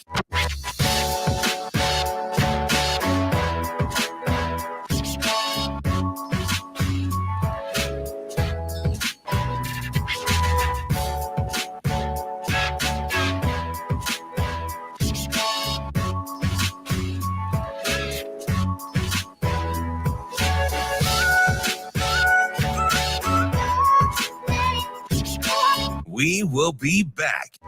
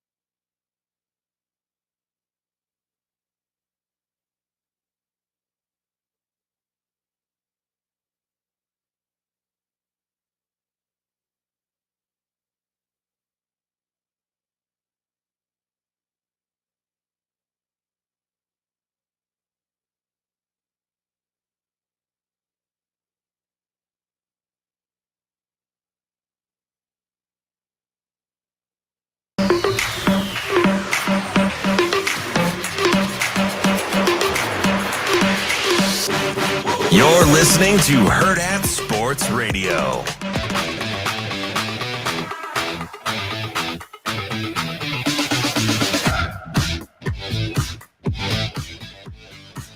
Welcome back to Hurrdat Sports Radio here on AM 590, ESPN Omaha, ESPN Tri-Cities. We are live on AM 590, ESPN Omaha, ESPN Tri-Cities, and live from the Hurrdat Sports Bar and Grill. Live on Hurrdat, or on Twitter, Facebook, YouTube. We are live on Hurrdat Sports Radio, though, if you wanted to repeat that. We are, for the 8th time in 30 seconds. We are efforting Laura Kuhn, the associate head coach for the Omaha Supernovas. But while we wait to talk to Coach, I want to remind you about the Team Jack Foundation.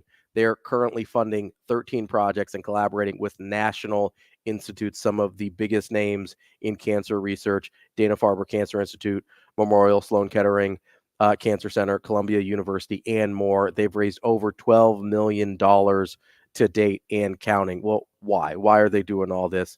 Because the treatments currently used for fighting childhood brain cancer are decades old and can be highly toxic to the child. Even if a child survives the brain tumor, they're left with often lifelong issues because of the treatments themselves. The goal is to find better treatments and one day a cure for this terrible disease. One of the largest projects Team Jack has been working with to date has been with University of Nebraska Medical Center and the creation of a Nebraska childhood brain tumor program. If you want to get involved with Team Jack, go to teamjackfoundation.org. That is teamjackfoundation.org. You can donate, you can find their events, you can get involved in many different ways. That's the Team Jack Foundation. All right, joining us now on the Warhorse Sportsbook Hotline is Omaha Supernovas associate head coach Laura Kuhn. Coach, how are you this morning? Hi there. Good morning. I'm great. How are you guys doing? Good. We're doing great. We appreciate you joining us this morning. Just a couple days removed now from that opener on Wednesday. You've had a little bit of time to reflect, kind of decompress. How are you processing that experience with the over 11,000 people that showed up for the Supernovas debut? It's been amazing. I mean, even that night, I think there was such a build-up, and it's so awesome for our sport. Volleyball's been so good to all of us, whether we've been an athlete or a coach, even the opportunities for just building this franchise here in Omaha. I mean, it's such a special time, and that event was great. I mean, I think it absolutely exceeded all expectations. So we're so grateful and thankful for everyone here. We knew Nebraska was going to be a special place, but that environment and that atmosphere was so electric. And I mean, it was a Wednesday night. I think that's what got me. I've coached for almost 20 years. It was a Wednesday night. That place was a great crowd, packed with energy, and they stayed the whole match. I mean, that's the thing. It wasn't like people just showed out and showed up and the match started. It was all 5 sets to the last point, and everyone was there. That's what made it special. I mean, it's a school night. That's what happens on weekdays. People probably go to matches, go to events, and then they leave. Nope, not here, not in Omaha. So that's something that we reflected on as a team and as a staff for sure. Just that support, and it was every point of the match. So that was very special. Coach, as you were heading into that first match, did you have an idea of how that crowd was going to be? And if so, do you think kind of debuting the Pro Volleyball Federation, was there any nerves involved on your guys' side, as this was kind of a big deal and you guys were kicking it all off? Oh, I mean, this is one of the things none have started a pro volleyball league, let alone just like any new adventure that you're on, even a business. You kind of have a feeling, okay, we sold this many tickets. Oh, we're expecting maybe this many, maybe 10,000, whatever. But you don't really know until you're in it. And it was the same for the athletes. I even talked to a couple of players from the other team. It was like, okay, how were you guys feeling? Like, when did it hit you? But this was real and all of that. But it's like when you walk in the gym and you are just seeing and feeling that the vibe and the energy of the people, it's cool because you don't know. Like you're walking into something unknown and you think you have an idea. And I even talked to some of the players about, did it feel like a college match? Like, what did it take you back to? Because they've played internationally. Some of them have played for the last how many years out of college. And they're like, no, it wasn't even college. It was just this unique, like, oh my gosh, almost surreal. Because you're with all of these great players, playing against them, playing with them on the same side.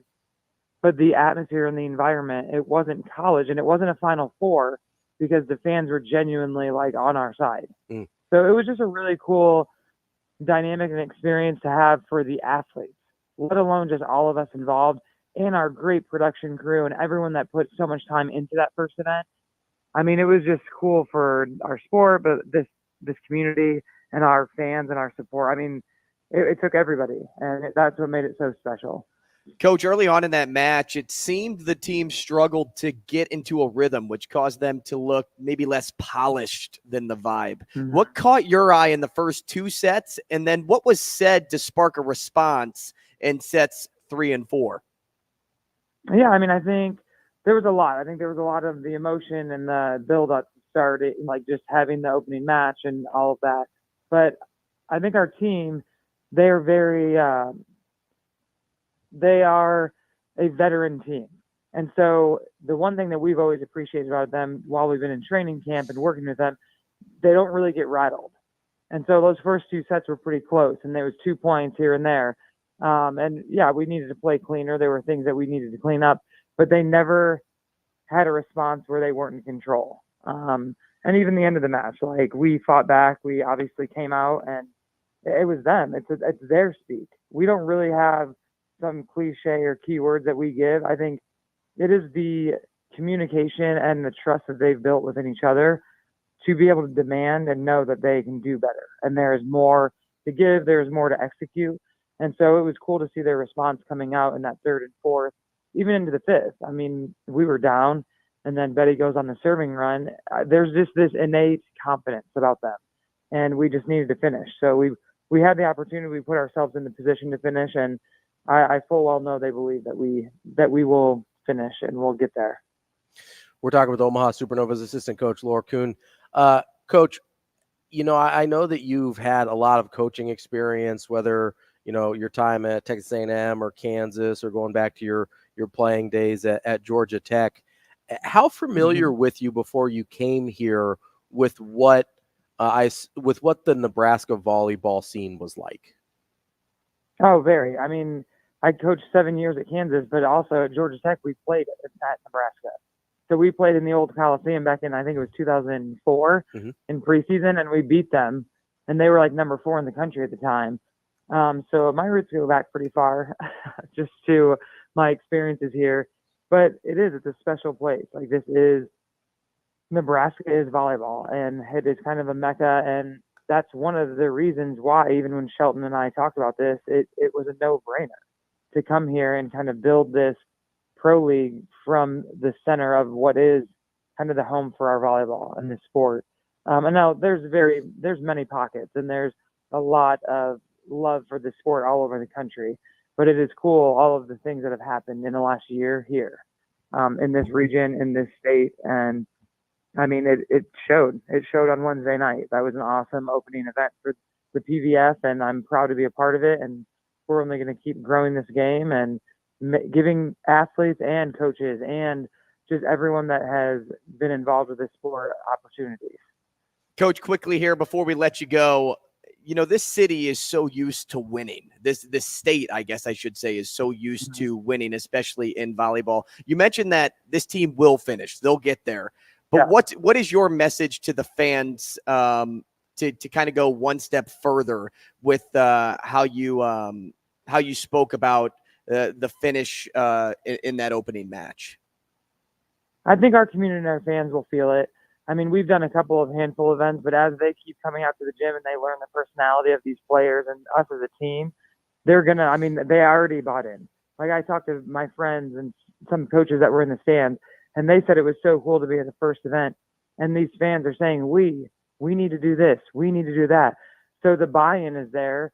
They'll feel it. And they'll get to know our team. I'm sure in the autograph session, they've connected with more of the players.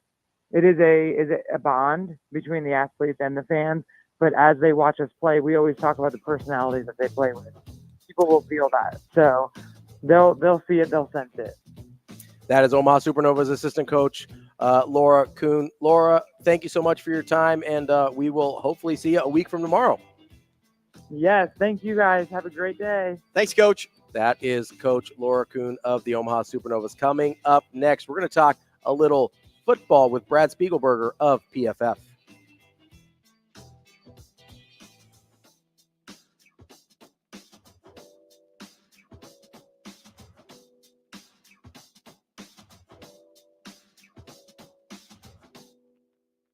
We will be back.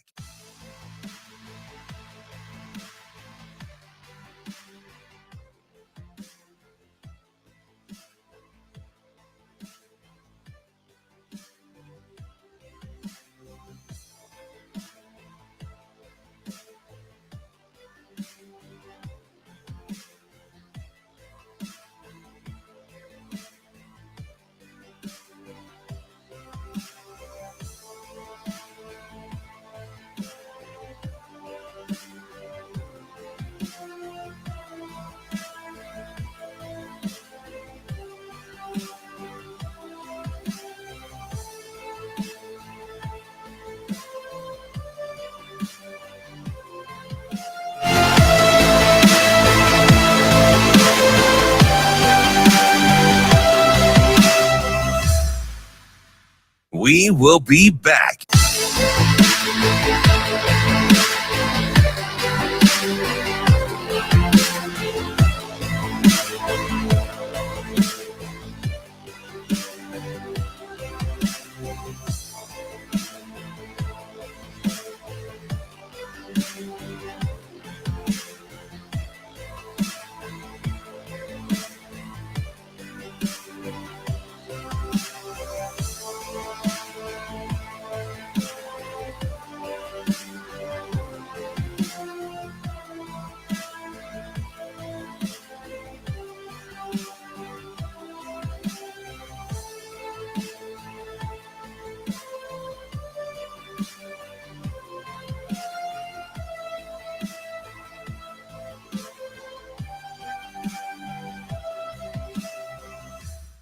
We will be back.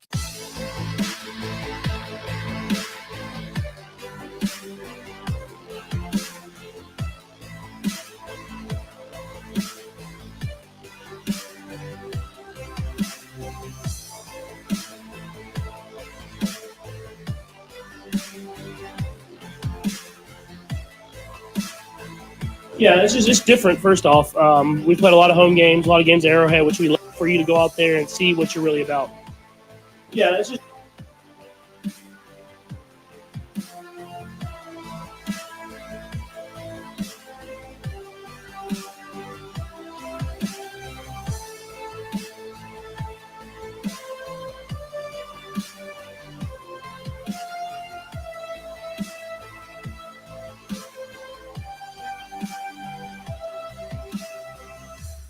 We will be back.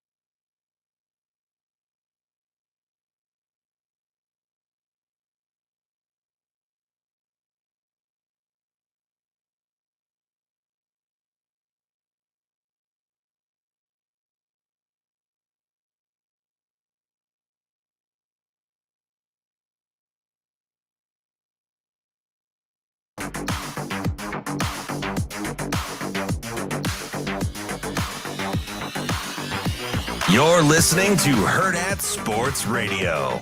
Yeah, this is just different. First off, we've played a lot of home games, a lot of games at Arrowhead, which we love.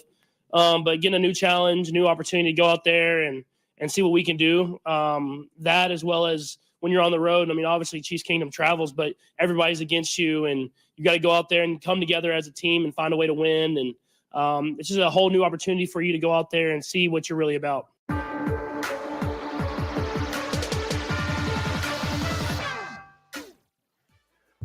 Wrapping up hour number 2 here on Hurrdat Sports Radio on AM 590, ESPN Omaha, ESPN Tri-Cities. We are live on Twitter, Facebook, and YouTube. I'm Ravi Lulla. Andrew Rogers here with me. We are joined now on the Warhorse Sportsbook hotline by Brad Speiberger. He is an analyst for PFF, the leading analytics firm for all things football. Brad, how are you this morning? I'm doing great. How you guys doing? Good, Brad. Thanks for joining us. We are doing well. Brad, I got to ask you before we get into kind of what's going on this weekend, how does one become a salary cap analyst? Yeah, that's a fair question. So I was an econ guy in college and then went to law school and went to Tulane down in New Orleans, which is kind of a breeding ground for salary cap and contract people in all sports leagues, but in particular the NFL. Mike Tannenbaum went there and has kind of built out this incubator for people that work on the, financial administrative side of football. So, fell in love with that, dove into that more and more. And one thing led to another, and here we are. That's actually super interesting because I did know that Tulane had kind of this weird niche in the sports law universe. So that's very cool. Brad, as we kind of look at, I know we've got the big conference championship games this weekend, but I kind of wanted to look at some of the jobs that had been filled over the last week or so. I know people talk a lot about, the Chargers, for instance. They've got a lot of talent, but they're sort of in, they use the term salary cap hell all the time. When you look at some of these rosters, I guess, first of all, is it kind of comical to you when people talk about the salary cap and they don't actually know what they're talking about? And also, is the Chargers situation financially as dire as some people want to paint it out for Jim Harbaugh taking over? So I definitely don't want to gatekeep talking about the salary cap. I honestly love there's more growth and a knowledge base and understanding, and people do try to dive in more and understand the nuance. But yeah, at that time, I think the hardest part, yeah, right. I try to start it with a nice opening and then pivot. It's tough though because even, and this is also not a knock, but even the major national reporters will just put out incorrect information. So yeah, I get that I have a tag for PFF and whatever. But when I'm refuting what Adam Schefter says, I understand people are like, why would we trust this guy? But no, he doesn't. Sometimes he puts out incorrect stuff. So anyway, I think there's been a ton of growth there. I think it's cool to see, and I think people are getting more knowledgeable in the space. And the Chargers one is correct. The Chargers situation is as bad as it gets. And obviously, if you have a franchise quarterback like Justin Herbert, you can fix things pretty quickly. We saw Jim Harbaugh step into the 49ers situation, kind of tear down the roster early on, and of course, build it back up to great things. But yeah, they have $30+ million cap hits for Joey Bosa, Khalil Mack, Keenan Allen, and Mike Williams. I know those guys are talented players, but older guys have dealt with injury. It is going to be, I think, 1 year tear down and then try to be really competitive again in 2025. Brad, I want to talk a little bit about some of these coaching hires too, because the one in Carolina really intrigued me in Dave Canales, because they brought him in because his ability to get the best out of the quarterback there. And now he did that with Baker this season, who'd likely be comeback player of the year if it weren't for DeMar Hamlin's return. He's done it with Geno. He's done it with Russ too in their best career seasons in Seattle. But that's only part of the problem in Carolina, right? Of course, developing Bryce Young is maybe the most important element. But for this team to win, a lot more restructuring needs to be done. Are you a Canales believer? Yeah, so it's funny. This ties into the first question too, where I think this Carolina opening is one of the worst in a very, very long time. No, obviously, first overall pick. They also do not have a very good cap situation. And the difference is they don't have talent. It's obviously having a big cap hit for Joey Bosa is a challenge, but you still have Joey Bosa. So anyway, I am a Canales believer. What he did through the course of the year, I thought was really, really fascinating. The early season, you saw him kind of have the handcuffs on Baker Mayfield. They were run, pass a ton. And you saw over the course of the year, though, the belief and the growth came. They led the league in play action rate. They did a lot of things to make Baker Mayfield's life way, way easier. And the biggest thing for me, we've seen with Canales now in Seattle and Tampa, is the average time to throw for Geno Smith and Baker Mayfield came way down. Their pressure to sack rate came way down. And so even if maybe you're not hitting all the explosives, all the positives, you're just avoiding so many negatives, setting yourself up in, 2nd and 17, 3rd and 15, stuff like that. And then you saw in December and through the playoffs, they actually cranked their pass rate way up. They were taking shots. They were trying to hit explosives to Mike Evans, which obviously worked. Against Detroit at the end there, Philadelphia, they were dominant in that game on offense. So I am a huge believer. I know he only called plays for 1 year. I get that, but, was in Seattle for a very long time, worked with the new GM in Carolina, Dan Morgan, in Seattle for about 8 years. There's a connection there. And I think if you were trying to say, hey, who's the hire that can fix Bryce Young, get him back on track, it's kind of hard to argue that Canales wouldn't be at or near the top of that list. We're talking with Brad Speiberger. He is the salary cap analyst at PFF. Brad, as we look at the teams that are left in the conference championships this weekend, who do you look at as has done the best job in terms of roster building for long-term success? I know that when you start paying, you start talking about those big cap hits, whether it's a Patrick Mahomes, you've got the high dollar quarterbacks, right? Things start to get really challenging, Lamar Jackson's new deal. And then you've got a guy like Brock Purdy, who's, still on basically a league minimum, right? Who have you been the most impressed with in the way they put their roster together and for the long term, not just for kind of a one shot at this? Yeah, so this should be very, very scary for NFL fans everywhere that they get sick of, the Chiefs and Patrick Mahomes. They are one of those answers right at the top of that list, where they make the tough decisions. You go ahead and you trade a Tyreek Hill, obviously still a dynamic player, maybe the best receiver in all of football, but you save a ton of money. You don't give out the biggest contract at the position in the league. You get an extra first-round pick, which turned into George Karlaftis, who's a very good edge defender. The other first-round pick was Trent McDuffie in that class, already, a Pro Bowler or All-Pro corner. Those are the decisions that the good teams that can sustain success. Like we saw that in New England. We always talk about Tom Brady, and they also traded Chandler Jones and let guys walk, like really talented players. They let them leave because it's just really hard.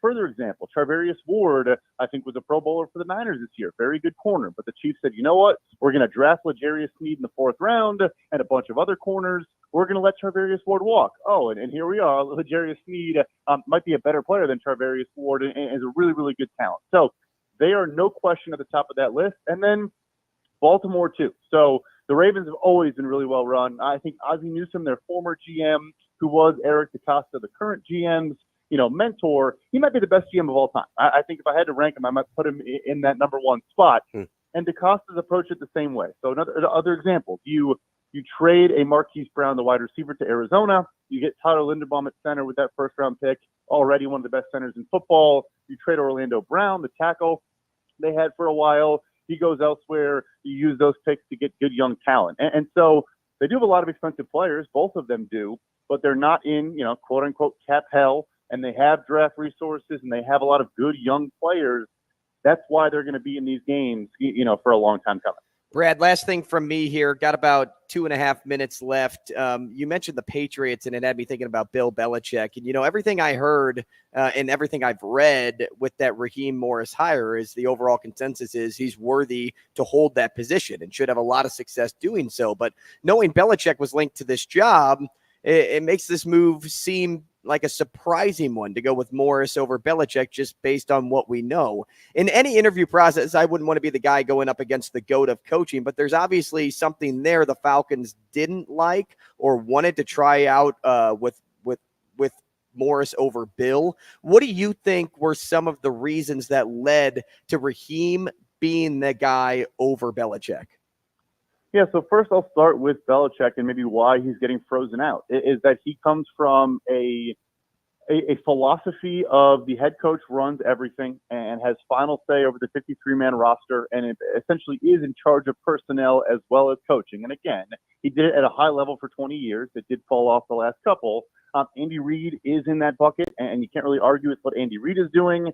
But I think we are seeing a shift across the NFL now to wanting to truly empower the personnel people, the general manager, to have that final say. Of course, you still want a lot of influence from the head coach. You are building his roster. You got to get players that he wants to work with and views as fits. But I think you're going to see that this shift across the league to more and more teams truly wanting, a two-headed monster at the top. And my perception is Bill Belichick just doesn't want to do that. And I think he has every right to not want to. So that is, I think, what all it comes down to.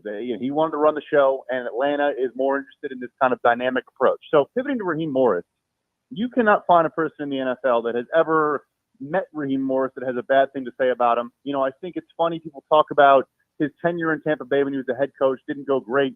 He was 33 years old, took over a aging post-Super Bowl team that had a lot of old talent. It was not a good team. And he went 10-6 with Josh Freeman at quarterback, who basically played like 4 years in the NFL. If anything, I'm taking away from that is that this guy got a head coaching job at 33, won 10 games with a guy who didn't play after that. And so it's super deserving. The Rams this year did not have a lot of talent on defense. You saw breakout rookie years from Kobe Turner and Byron Young on the defensive line. All that he's done in LA since he got there, won a Super Bowl, and has now helped this transition. I think it was a great hire. That's Brad Speiberger from PFF. Brad, thank you so much for your time, and enjoy Conference Championship weekend. Thank you. You too. Thanks, Brad. That's Brad Speiberger of PFF. He's their salary cap analyst. Good stuff there from Brad. Coming up next, we've got Mike Sautter of Hurrdat Sports' own chief basketball analyst here on Hurrdat Sports Radio. We will be back.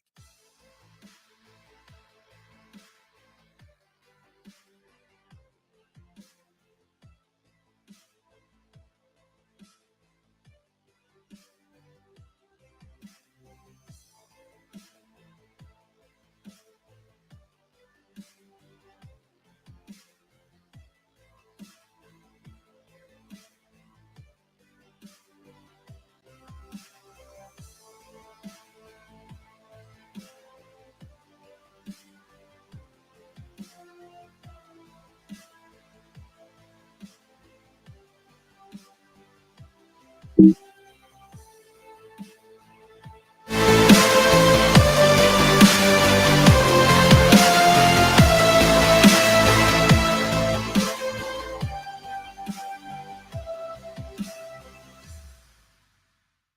will be back.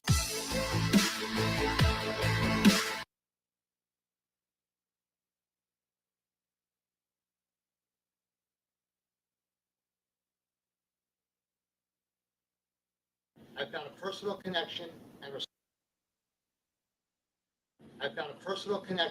and responsibility as the owner of both Union Omaha and the Omaha Storm Chasers to have professional sports make a difference in people's lives. And it's been an amazing ride. And that is why I am proud to announce today that the Union Omaha Soccer Club has signed a letter of intent with Gallup to purchase 18 acres of land on the Gallup campus for a professional USL Championship soccer stadium and mixed-use entertainment district. I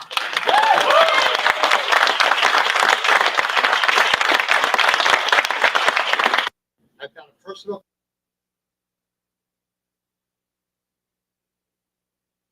We will be back.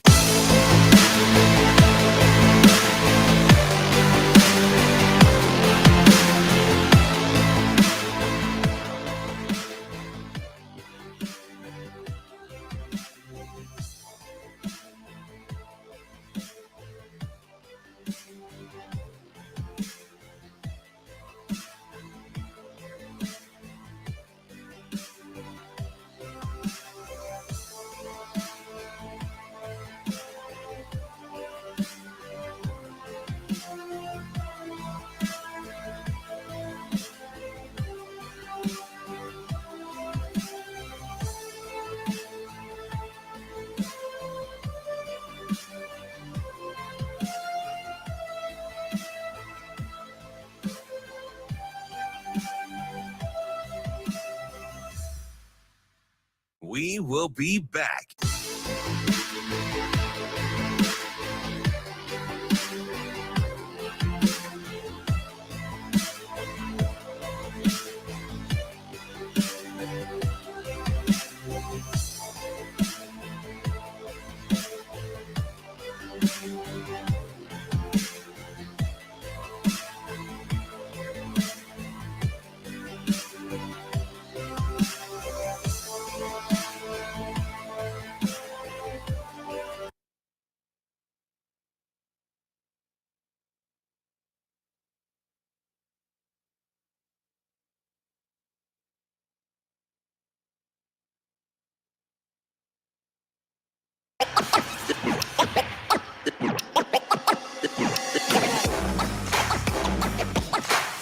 You're listening to Hurrdat Sports Radio.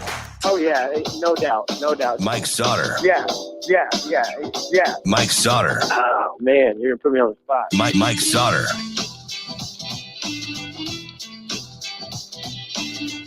Welcome back. We kick off hour number 3 here on Hurrdat Sports Radio, AM 590, ESPN Omaha, ESPN Tri-Cities, and KFOR in Lincoln. I'm Ravi, Lulla, Andrew Rogers here with me. What up? We are joined now by our friend and colleague, Mike Sautter of Hurrdat Sports. Yeah. Everything. Sure. What's up, dude? Not much. Senior basketball analyst, as it says on his Twitter Not profile. Not much. Just out here. You just out here. Where were you? Where have you been this week? Where have you been bopping around to this week? Last night you were at a pretty good Last one. night was Bell West in prep. Okay. How was that? It was actually pretty good. Jaden Cascio-Jensen went 8 for 10 from 3 for Bell West. That's good. It's decent. That's a good percentage. Yeah. You'll take that. Pretty good. And yeah, and 7 of 7 in the first half. Also good. Yeah. So, but prep actually like hung in there. They didn't play great. Prep didn't, I don't think. But you know, Bellevue West has won a handful, you know, of games here, and clearly the number one team right now. I think it's clear them or Millard North. Feels like a collision course at this point for both of them. But Bell West has a tough one tomorrow at Kearney. So just because that gym is crazy. And I will be there in Kearney tomorrow night. Oh, good for you. Won my game of the week by a lot. There you go. There was a lot of votes. like talking tens of thousands? Yeah. We're talking about just that one game, just the Kearney Boas game, had over 18,000 votes. Wow. Jeez. People want you there. Yeah. They want to see they want to see Mike Sautter at our I haven't been to a Kearney home game in a while. In our friends. Well, that's what they said. That's why they voted like they did. Yeah, they need to see Mike Sautter out in Central Nebraska. Now, like that, I mean, the gym is it's like a pit. And it's all four sides. Oh, that's cool. So, and it gets loud. And the last time, the last two road trips Bellevue West took to Kearney, they won on game winners. Ooh. Bell West did. Like a Chucky game winner, deep three. And then Robbie Garcia tipped one in 2 years ago. So, like, there's something. Historically, this has been a close match. Yeah. So, and I'm sure the gym will be rocking tomorrow. That Kearney home court, it is. Unless prep is like full throat with the student section and all that, Kearney's got the best home court in the state. Now, tell me this, because you had mentioned that it's kind of like Bell West, Millard North are kind of like the two feel like they're dominant teams in separating. A. Right. And so, like, the way we talk about college basketball a little bit is it's UConn and Purdue in the top 25, and then like 3 through 12 could be interchangeable at any point in time.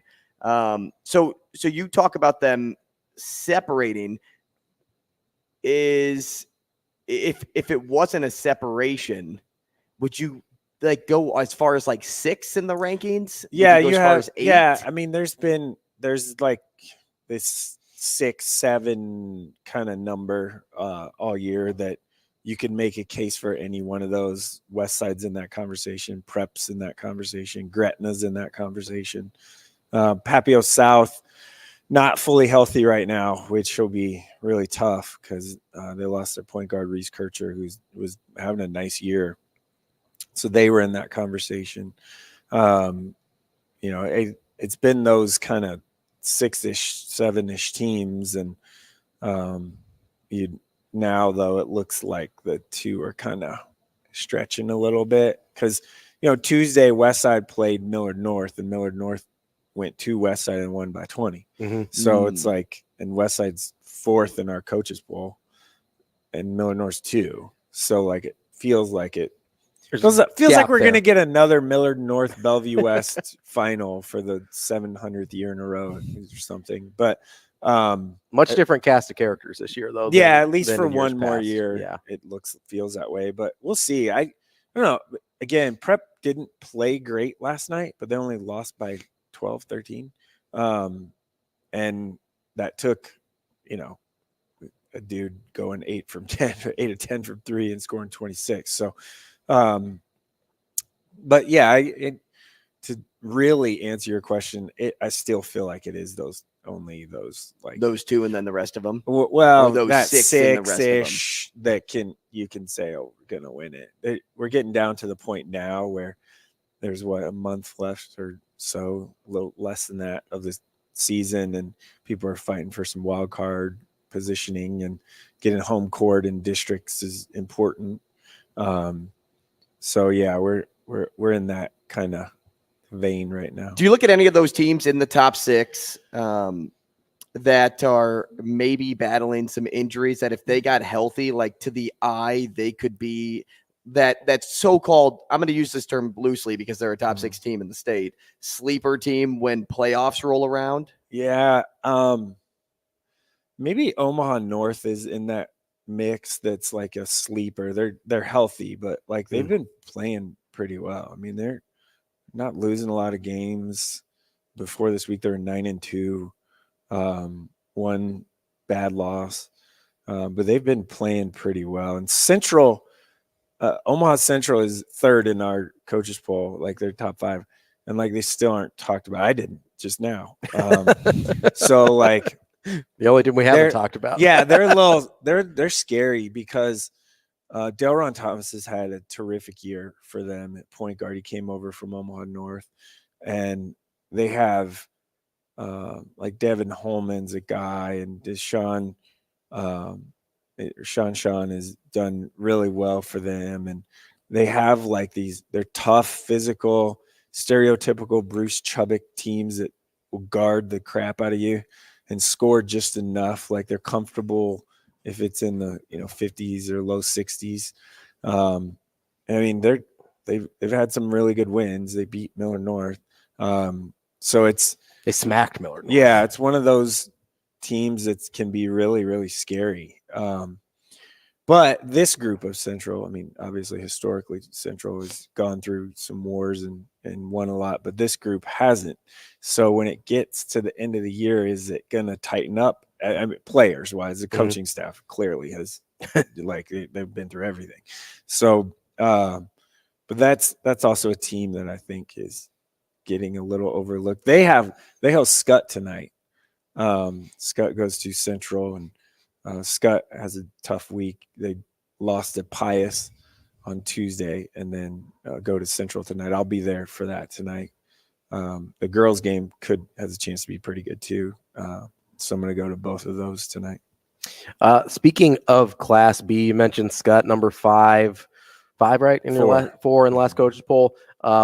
You've got the kind of top of the class there. Where is the separating line in Class B, if there is one? Yeah, well, Crete is the separating line in their own class right now. Yeah, they're just smacking people. So where's the next step then? After like Crete beat Elkhorn, who's third, by 20 last week. So yeah, and it didn't seem fluky. Yeah, no, they're really good. An accurate result. McDowell's a really nice player for them. So them, Norris, Elkhorn, Scott, that's probably one of those 4 you could make a case. Elkhorn had a game winner last night against Bennington to beat Bennington at Elkhorn. So Bennington's kind of maybe coming on a little bit too, but 2 top 10 teams. B's real gets real dicey after about 9.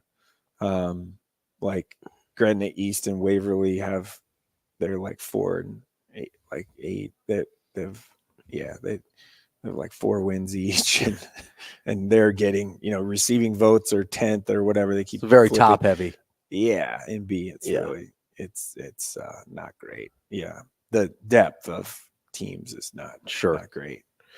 Outside of the games that you mentioned that you're going to this week, what are some of the marquee matchups that people want to go around either the Metro or Lincoln this weekend? Well, that's a great question, Ravi, Lulla. Thanks, Mike Sautter. I put together, a plan every week. I love how he says that because that's his buy time response. Yeah. But tomorrow there's one. Lutheran High Northeast hosts Humphrey St. Francis, a C2, D2, 2 ranked teams up in Norfolk. The Trailblazer Conference Championships. Okay. Which it's conference tournament season right now. The girls and boys are tomorrow at Wahoo, and the boys game is a rematch of Wahoo Ashland Greenwood, which is going to be pretty good, about 5:30, I think. Yeah. First one went to OT, right? Yeah. So, and they are very familiar with each other, and 2, the best teams in C1. Those 2 play each other. It's a rivalry. All that. I mean, it's definitely a rivalry right now. So that's a thing. And then the girls is, I believe, Malcolm and Hallie Dolliver, which if you should definitely watch. You should know her name. Yeah, you should definitely watch her. Just athlete, anything. Really good volleyball player too. They play Beatrice. So, and they're playing with a shot clock this tournament. So Class C doesn't have shot clock right now, but for this tournament, the Trailblazer Conference decided to play with one for just these games. So it's kind of different, neat, whatever you want to say about it. Those lower classes still anti-shot clock? No, it's coming, right? Kind of. Not officially. Not officially, but it passed the district meetings. So the NSA, there's steps in order to get things. So it has to pass the district meetings, and there's 6 districts throughout the state, and only one of those districts didn't pass or didn't vote to move on the proposal that would be Class C, all of Class C, C1, C2, and D1, D2 next year. So they thought it would, we thought like a couple years once A gets it and then B and then trickle down like slowly. Well, now it's like boom, like we're doing this. It's probably what was the one district? District 5, south west, like McCook area back over in that kind of vein over there. Grant, or not Grant anymore. Like Imperial, Grant, McCook. Now I don't know my district Cambridge. well, but I know that like Auburn is a team stylistically that like would be better. That's without not a true. Shot clock. You That's don't not think true. so? Yeah. I mean, because like they're very good at moving their offense and playing defensive everyone basketball. just says that because Well, I don't just say it. I know stylistically no, what they everyone are. always throws Auburn into the shot clock conversation. And I've had this conversation with Jim Weeks before, their head coach, multiple times. And he's like, I don't care. I'll play the shot clock. It's fine. Like it doesn't bother us at all. What Auburn is very good at is defending you and making you not get quick, easy buckets. So their scores are low because they guard the crap out of you. You're talking about opponents don't want the shot clock. No, people always say, "Oh, Auburn, whatever," and it's primarily because like their defensive possessions are so long because they guard you for so long and really hard that throws a score down. Like then it just tightens things up. Also, hey, yes, if there's 55 seconds on the clock to end the quarter, Jim Weeks is holding that ball. Absolutely, he is. No question. He's well, doing he that. plays to the game, right? Like I'm not saying I'll that. say most I'm not high school saying coaches that, will. that Yeah, Auburn wouldn't adjust. No, that'd be fine. I'm saying that the way they play right now favors not having a shot clock, but that's not to say They're that also if there was a undefeated this shot year. clock that he wouldn't also play to the style of the shot clock. He's not scared of it at all. Also, you wonder, like, as you mentioned with their defensive possessions, that like maybe a shot clock actually benefits them because they only have to defend for 35 versus seconds, 45 whatever. seconds. Yeah, Yeah. instead of defending for a minute and a half. Teams just pop. So around. I will say this: to the Auburn deal, it was last year or the year before. It was a huge deal, right? Because they won a semifinal game or something. They won a state tournament game, and it was like 31-29 or something. Like it was crazy, just low. It was a football score. Yeah, and it was like we are a very long possession, like that game. But even their next game, it was still really low scoring. Like I don't think anyone got 40. But for that game, I tracked the possession time, and it was like 32 seconds, both teams. Yeah. So on average. Yeah. So you're in the neighborhood of. A lot of it has to do with, hey, kids need to just make a shot. like maybe we get, maybe we get better. I don't know. So that is something. Maybe get better. Yeah. Maybe Mike get Sautter better. hot take. Hey, maybe just make a shot. Yeah, just make a shot. Just get better. We But didn't no. have trouble making shots. Rink Mass the other day. Yeah, that was all. Yeah, that was fun. He was burying shots. Okay, people talk about the step back, but if you watch the whole play, and I tweeted it like right as it happened. If you watch the whole play, yes, it was a step back three that he made from the wing, but the shot fake and then left hand one dribble, and the dude recovers and the step back to go with the shot fake was probably a little more. You're telling me 6'10" guys don't do that often? Not guys built. There are 6'10" guys that do that, but not like built like him. I'll say Rink Mast has about 50 pounds on the 6'10" guys that usually do that. With the foot speed of Rink Mast, they don't do that. But it was so kind of cool to see. I mean, everyone at one point I just started laughing because I'm like, oh my gosh, this dude is killing it. So it was nice to see him rink back and like feeling a little healthier. And that's even Coach Hoiberg after the game said they do jump testing stuff and his numbers have been drastically improving since the knee procedure, I think is the word that clean up. How about that? So, and to be kind of frank, I think it's known now he had they cleaned up a little bit of scar tissue in his knee in that little break. Like he missed those 2 games that they didn't need him to play, but they cleaned up scar tissue from an old ACL injury that he had like in 2019. So that's what it was bothering him. And he Yeah, he's playing pretty well. They're playing well. Other teams keep winning, like Oregon State beating Arizona last night certainly doesn't hurt. That helps Nebraska's cause a bit. Yeah, 47th in the net right now. So Kim Palm has him like 45. So top 50. What's Oregon State? Oh, I don't know. Not good. I'll bring up. I'm really curious to know how low Oregon State. No, they're not great. So, but they're still 10-9. Yeah, like they're not a good team as we saw. Not Nebraska. Oregon State is 157. Yeah, that's not good. And they beat Arizona. So yeah, it's this. They got to find a road win somewhere in Nebraska. It's got to be now. It's got to be this weekend. It's tough though, man. Maryland though, like of all teams, Maryland just beat Iowa at Iowa. Yeah, but of all teams, it has to be Maryland. This team needs to take advantage of the ones that are probably get at Northwestern in the bottom of the conference standings. Yeah, I mean, Northwestern's winnable.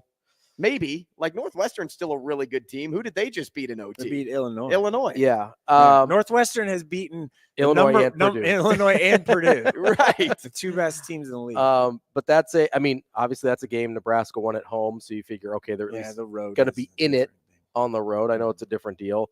They're not going to at Illinois. I'd be shocked if they win, obviously. Mm-hmm. Then Wisconsin at home is a big one. At Indiana, at Ohio State, at Michigan. So they've got opportunities against teams that are good, but not the very, very top of the conference. But they are going to have to get, Maryland's certainly one of those opportunities to be able to get a road win. And they have to win a road game at some point, right? Find one somewhere. Like if for no other reason to say you did, right? Yeah. Even if the resume would be strong enough without it, let's say they win. If they win out at home, that would include a nice win against a Wisconsin team. Your resume is probably strong enough without it, but you're looking at, hey, they've won 0 road games in conference. That's a red flag. Well, and at what point nationally are people looking at Nebraska and saying like this isn't a tournament team? Like if you can't win a road game, but like at what point in the season do you say that? Say they lose to Maryland. And then you get to what were the other three? You said Illinois, Michigan, Northwestern. So Illinois, Northwestern, Indiana, Ohio State, Michigan. So you have a good grouping of 5 there. At what point do you say like, At Indiana is another one you see. Yeah. Is that the point in the season though? Like where people are when it say gets that? down closer there, when you're looking at resume stuff, as long as they can protect home court, like the Wisconsin game would be big if they can get that one. If they don't win a road game, they almost have to win that Wisconsin game. They have to protect home court. Yeah, like they have to. Like if they drop that Wisconsin game, then the road games become even that much more important. The deal is you can't, like if you're 9-11 in this Big Ten, might be tough. That's a little bit of a tougher shell. This isn't the juggernaut Big Ten. It's very solid. 10 and 10. It just depends on how far you go in the tournament. Like, do you win a tournament game or are you knocked out? Well, in the I'm first just saying round? the regular season. Yeah, I mean, if you're 10-10, you're probably fine. You're fine. If you're 9-11, now you're getting dicey. Yeah, especially the 2 losses that you had. Yeah, Rutgers and Minnesota are not great losses. Yeah. Well, that's Minnesota's playing a little better, but still, that's the way they lost that game. Though, you got to look at that. And the same way with Rutgers when you blow the lead. Minnesota's, comfortable. That's what I'm saying. Those left. 2 Yeah, games. 88 in Ken Palm. Like it's not terrible, but in conference, it's not a great loss. Right. Yeah. It's something where I see mocks right now. They're 10th and right around there, and I feel like that's probably about right. Like anywhere from. Could they sneak up to like an 8 seed? But would you rather be in a 7-10 game or 8-9 game? I always say that. Like, I'd rather be the 10. 7-10. Yeah. Because you can win, your odds of winning the second one are a little better. Yeah. It's easier to win against the 2 seed in the second round than it is the 1 seed. That's although nowadays the 1 seeds just get taken out by 16. So. Listen, man, the only thing that just get the 1 tournament win. And here's my other kind of question on Nebraska basketball and tournament stuff is, are we, if they do end up in Dayton in a play-in or something, which I don't, right now it doesn't look. Are we like counting that as their 1 tournament win? It has to. That's a tournament. They win. count it. It's the NCAA tournament. I believe you get a tournament share for it. You do. So it's all right. They're not just going to win that. If you get a share of the money, it counts. It counts. That counts as a win. Like 100% counts. Yeah. So, Yeah, it's not. I'm hoping they don't go to Dayton, because you don't want to go to Dayton. Well, the problem with the Dayton thing is let's say they play in Dayton on Tuesday or Wednesday, right? Yeah, where do they go after? And then if they win that game, It's a super short turnaround. Yeah, well, yeah. I mean, you're going from Tuesday to Thursday. You basically have to get somewhere. I'm going to Dayton, and then you're booking a flight like that night immediately. Yeah. Once the clock hits the buzzer zero, sounds, or you're having one booked and then you just cancel the flight if I mean, you're scramble mode because you know where they're going. It's just you know where they would go by Sunday. You're scramble mode to get to Salt Lake City or whatever it may be. Like it's like, and that's not a drive. Yeah, You're hop in a not car and go. Yeah, 18 short hours to Salt Lake City. You're going from Dayton to Charlotte. You could drive that. Dayton to Charlotte wouldn't be terrible. It's probably 10. I'm not driving to Dayton either. So I just look at like, for me personally, very much so selfishly, I'm like, I don't want to do that. So you pack for 2 days, but you pack for a week, but you might only need 2 days. Like it's let's just not. Yeah, do that. Are we bringing the overseas suitcase or are we bringing the carry-on? Right, That's what we need to know here. Luckily, I got a carry-on that's big enough where I can throw some stuff in there.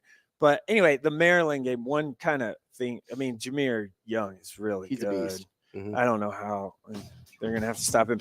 And Nebraska is averaging 78.5 points a game, and Maryland is averaging 70.2 points a game. So if it gets to that 80 mark, which is very important for Nebraska, they are 24-5 under Fred Hoiberg when they score 80. Isn't that 20 points more than the season average Maryland's given up to? Yeah. If they get to 80, they're winning. Easily. Yeah, by like 15. Right. That's Mike Sautter, chief basketball correspondent, senior basketball analyst. Yeah, we'll have a new one for you next week. Basketball CEO of Hurrdat Sports. We've got more Hurrdat Sports Radio coming up next. We will be back.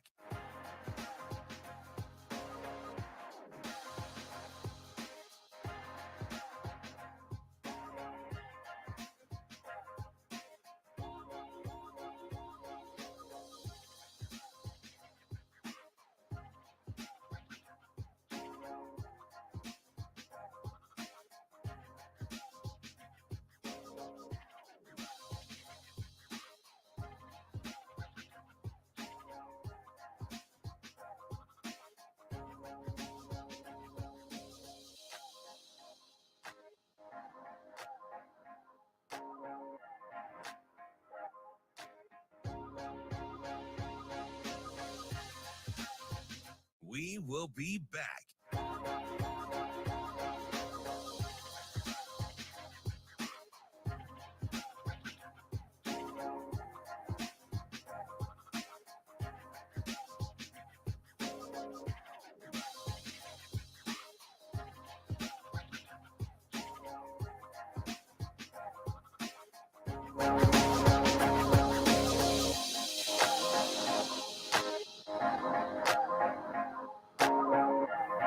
I found a personal connection and responsibility as the owner of both Union Omaha and the Omaha Storm Chasers to have professional sports make a difference in people's lives. And that is why I am proud to announce today that the Union Omaha Soccer Club has signed a letter of intent with Gallup to purchase 18 acres of land on the Gallup campus for a professional and mixed-use entertainment district. We will be back. And mixed-use entertainment district.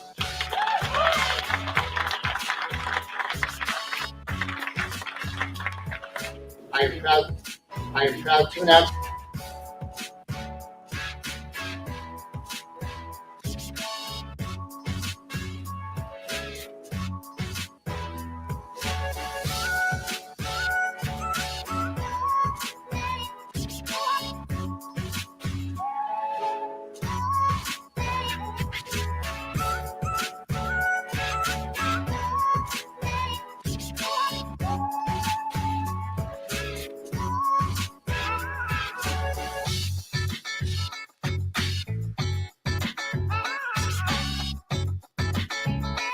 We will be back.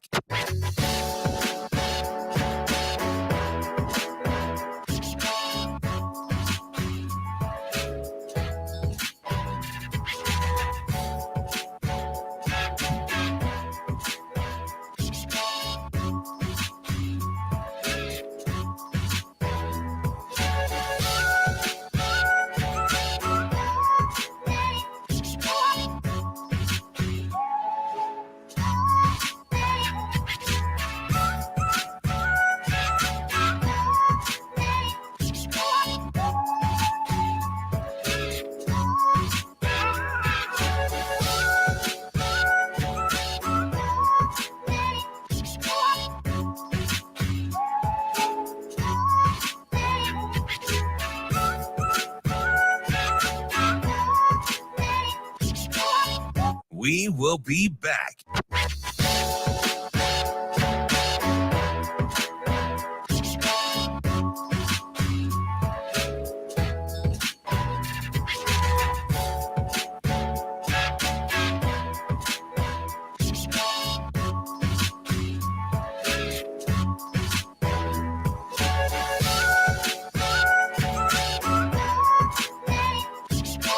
We will be back.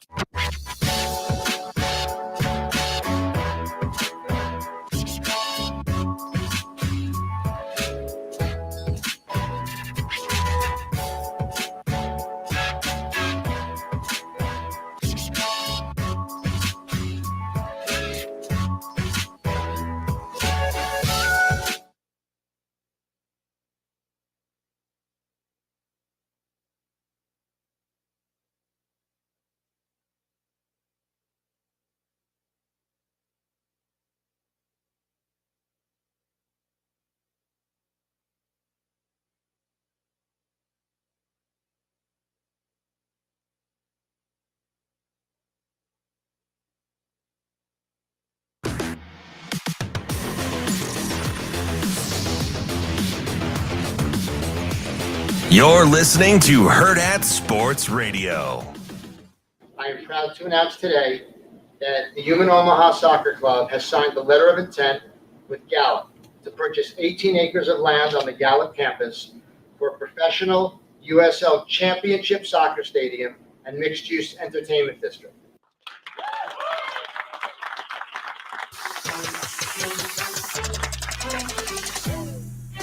Welcome back to Hurrdat Sports Radio here on AM 590 ESPN Omaha, ESPN Tri-Cities, and KFOR in Lincoln. Joining us now is the president of not only your Omaha Storm Chasers, but also Union Omaha, our friend Marty Cordero. Marty, on the Warhorse Sportsbook Hotline, how are you this morning? Good morning. I'm great. I'm great. You know, it's been a whirlwind week, quite honestly, prepping for yesterday. But the last 24 hours have been a real momentous period for our franchise, and you know, a lot of good things happening. You guys doing well this morning? Oh, yeah, always. I can't imagine not doing great, though, on your end, based on how everything has kind of transpired over the last 24 hours. You get to give that press conference yesterday, and I'm sure, I mean, it was a long time coming for you. I mean, this has been in the works for you for at least a year's time. I remember picking up on this stadium development project last season, and I want to think, I think I asked Coach about it, and he's like, you got to talk more to Marty about that. And here it is. We get to do it now. Yeah, absolutely. I Marty, remember that interview. Marty, I'm curious, you know, obviously things like this are in the works for a while. What were some of the reasons that you decided, like, hey, or as an organization, it was decided, hey, like, we really want to have a dedicated soccer facility? Obviously, I'm sure there's some challenges of playing soccer on a baseball field, but what are some of the opportunities that you've outlined in being able to have a dedicated soccer stadium, although it is kind of a mixed-use entertainment district? Yeah, you know, I mean, it's a soccer-specific facility that will be able to play field sports and have a number of other special events, rallies, community events, walks, 5Ks, maybe even high school football, 7-on-7, combines, whatever. I mean, we've talked and considered a number of things. So yeah, but the stadium will be part, you know, of the development. It's not going to be the development. It'll be part of the development. And will it be the centerpiece? Sure. Yeah. I mean, and things will, you know, flow around it.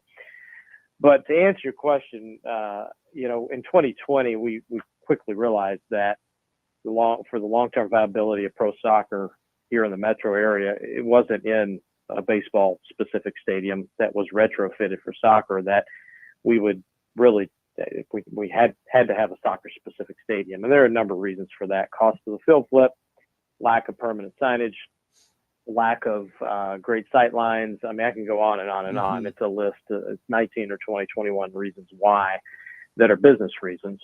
And then when you look at the younger demographic of soccer, you look at the 15 to 35 year olds now that are truly going to be following soccer and having more people follow soccer over the next 20 years as it continues to be a silver bullet in the sports landscape here in the States.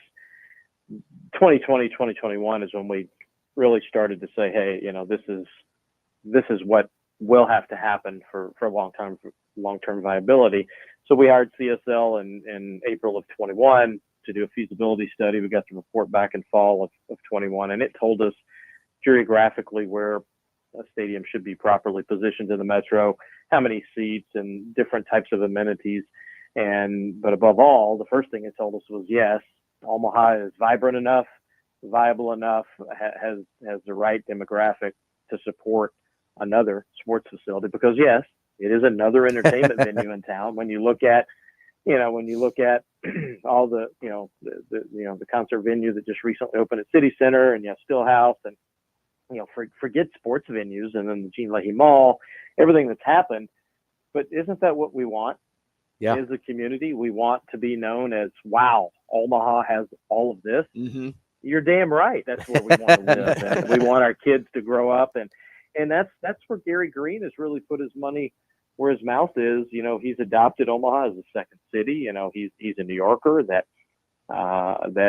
bought a minor league baseball team in 2012 from Warren Buffett and other investors, and he fell in love with the city. It was a baseball investment, and now this really is for economic reasons, from a standpoint of trying to move the city forward. And there are other cities that have this.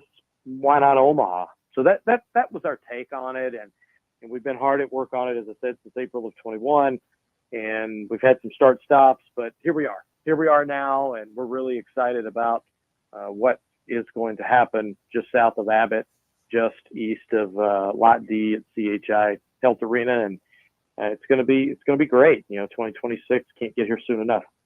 We're talking with Marty Cordero, president of Union Omaha and the Omaha Storm Chasers. Marty, you mentioned Gary kind of adopting Omaha, and if I'm not mistaken, you're a transplant here as well. What about Omaha has made, because the way you talk about Omaha sounds like how I talk about Omaha, the kind of being passionate about developing the city and having new opportunities and things like that. What is it about the Omaha community for guys like Gary who come from a place like New York? Obviously, there's plenty to do in New York, and a guy like you who isn't necessarily from here originally, that has kind of drawn you to be so passionate about this specific community? That's a great question. Do we have an hour? We got about 4 minutes, if I'm being honest. Yeah, no, I know.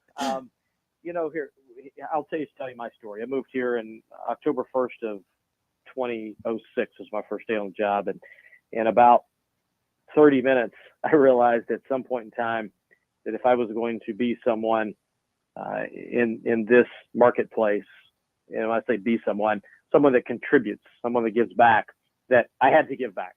And I joined the ALS Association regional board, and I could go down a list of how I became engaged in the community. So many of our community leaders, majority, really, they mean what they say out loud is how they live behind the scenes. And of course, not everyone's like that, but to me, that's what this community is about, because, we're in a state of less than 2 million people. We're in a metro of just shy of 1 million people. We do things that most communities are at 1.2 million, 1.5 million, 1.8 million. They get done because of the power of relationships and the power of people. And I think sometimes it gets lost on some here in the community, that what we do have. And of course, I'm as guilty as a lot of people of saying, well, how come we don't do this? And how come we can't change that? That's human nature. But sometimes we need to step back. And I tell you, I'm proud that my 3 boys grew up here. 2 of them still live here. And I want them to want to come back. If we can continue to provide opportunities that 15 to 35, 20 to 45-year-olds want to do, not what 60, 65, 75-year-old people think young people want to do.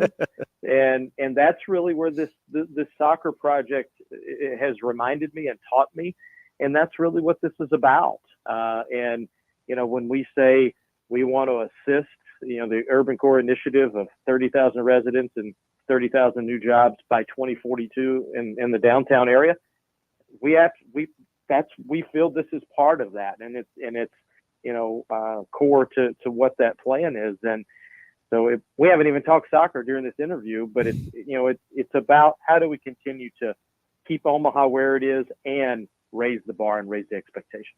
Marty, got about a minute here, and I'm just kind of want to branch off of what you were saying there about giving opportunity to the younger generation. And I guess my question to you is this, because I know a lot of people here go to like cities like Kansas City to train if they want to get, you know, their soccer elevated to a certain level. Is that what this facility provides too?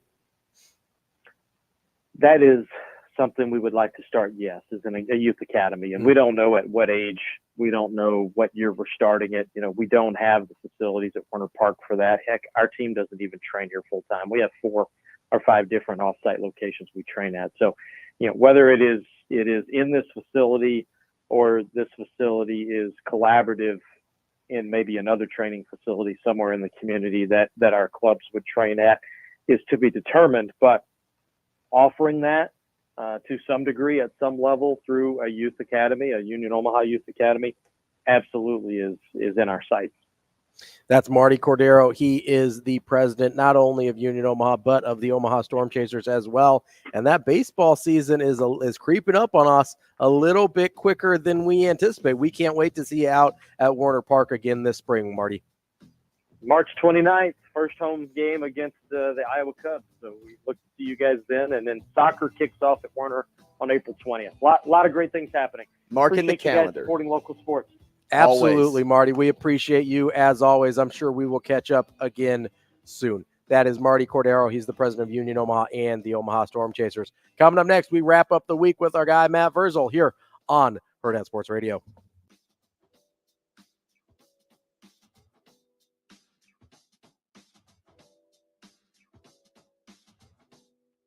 We will be back.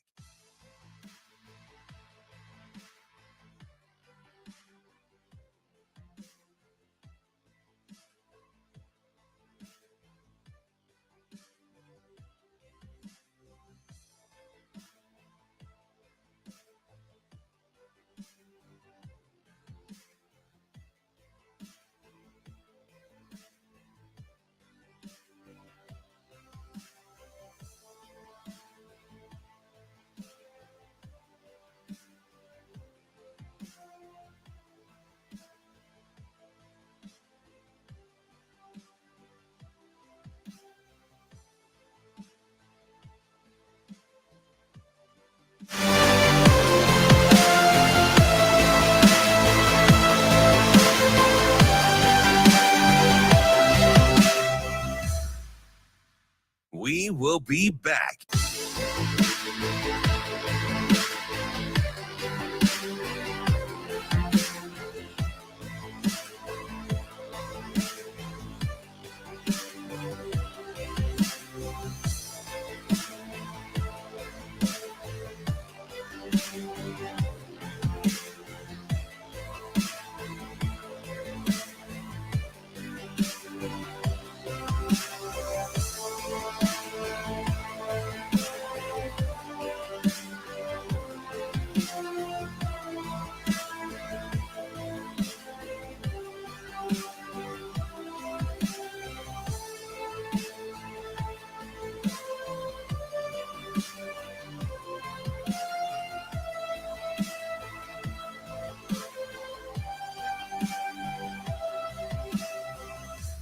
We will be back.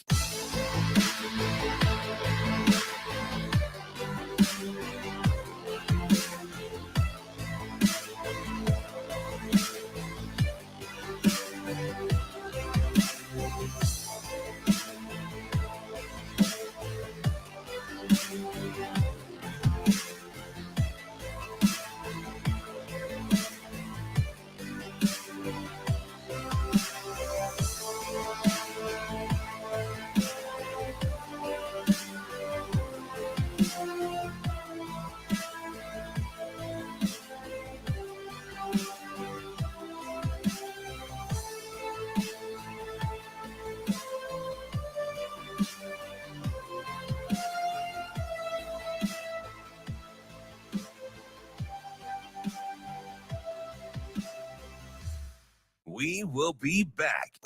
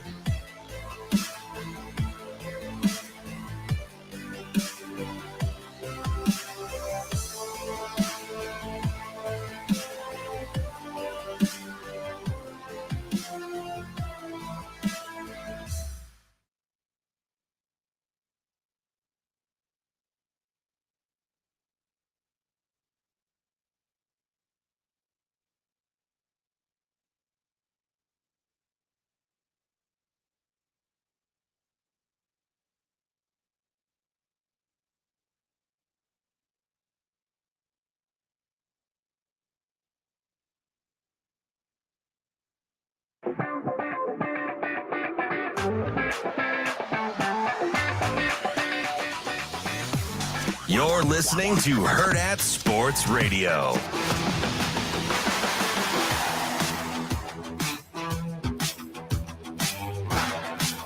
Wrapping up the show here on a Friday, wrapping up the week on Hurrdat Sports Radio on AM 590, ESPN Omaha, ESPN Tri-Cities, and KFOR in Lincoln. I'm Ravi, Lulla, Andrew Rogers here with me. We are efforting Matt Vrzal, but until we get to that, It'll be about a minute. Okay, sounds good. We didn't get to a ton of NFL today. We did talk to our guy Brad Speiberger from PFF for a little while, but I wanted to take a minute and give our picks real quick on the conference championship games. Let's start with the AFC. That's the first game. Chiefs and Ravens. Ravens are 4-point favorites.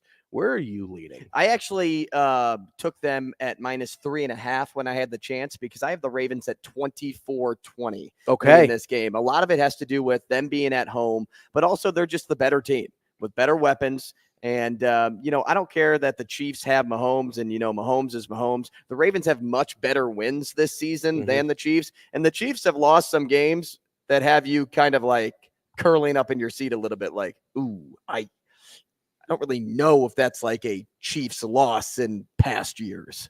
For sure. Yeah, I can't get over the Mahomes factor. I just can't do it. He's kind of gotten to the place with me where I'm kind of you just don't bet against Brady. I'm not saying that I'm guaranteeing a win, but I can't bring myself to put money against the man. So I'm going to go Mahomes here and the Chiefs. I love the way their defense is playing. It seems like they found a little bit of comfort, not a ton, but a little bit of comfort with Pacheco and Kelsey and Rice on the offensive side of the ball. I agree that the Ravens are better. I agree. And I don't think there's a huge gap in talent between Lamar and Patrick Mahomes. Right. But I've seen Patrick Mahomes do too many things. I just can't do it. Yeah, Isaiah Pacheco, have fun trying to run through that line. I know, Once right? you get to the second level and you have to deal with that linebacking core, good luck.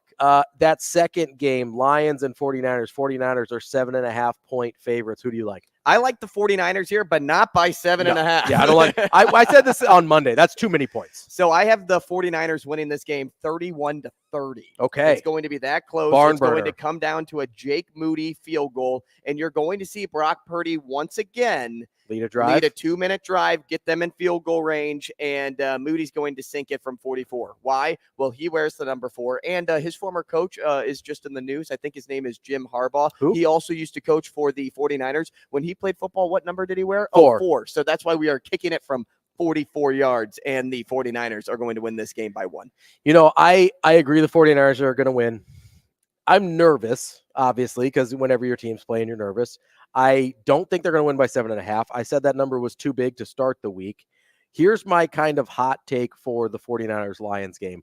I think this is a prove-it game for Brock Purdy. He struggled last week in the rain. There was all sorts of, Purdy's not who everybody said he was. Every time he's had one of those games, he's bounced back and been like, nah, I'm pretty good. I think that's one of those games for Brock Purdy. I think the 49ers win. I don't have a score, but I think it's a redemption game from last week for Brock Purdy.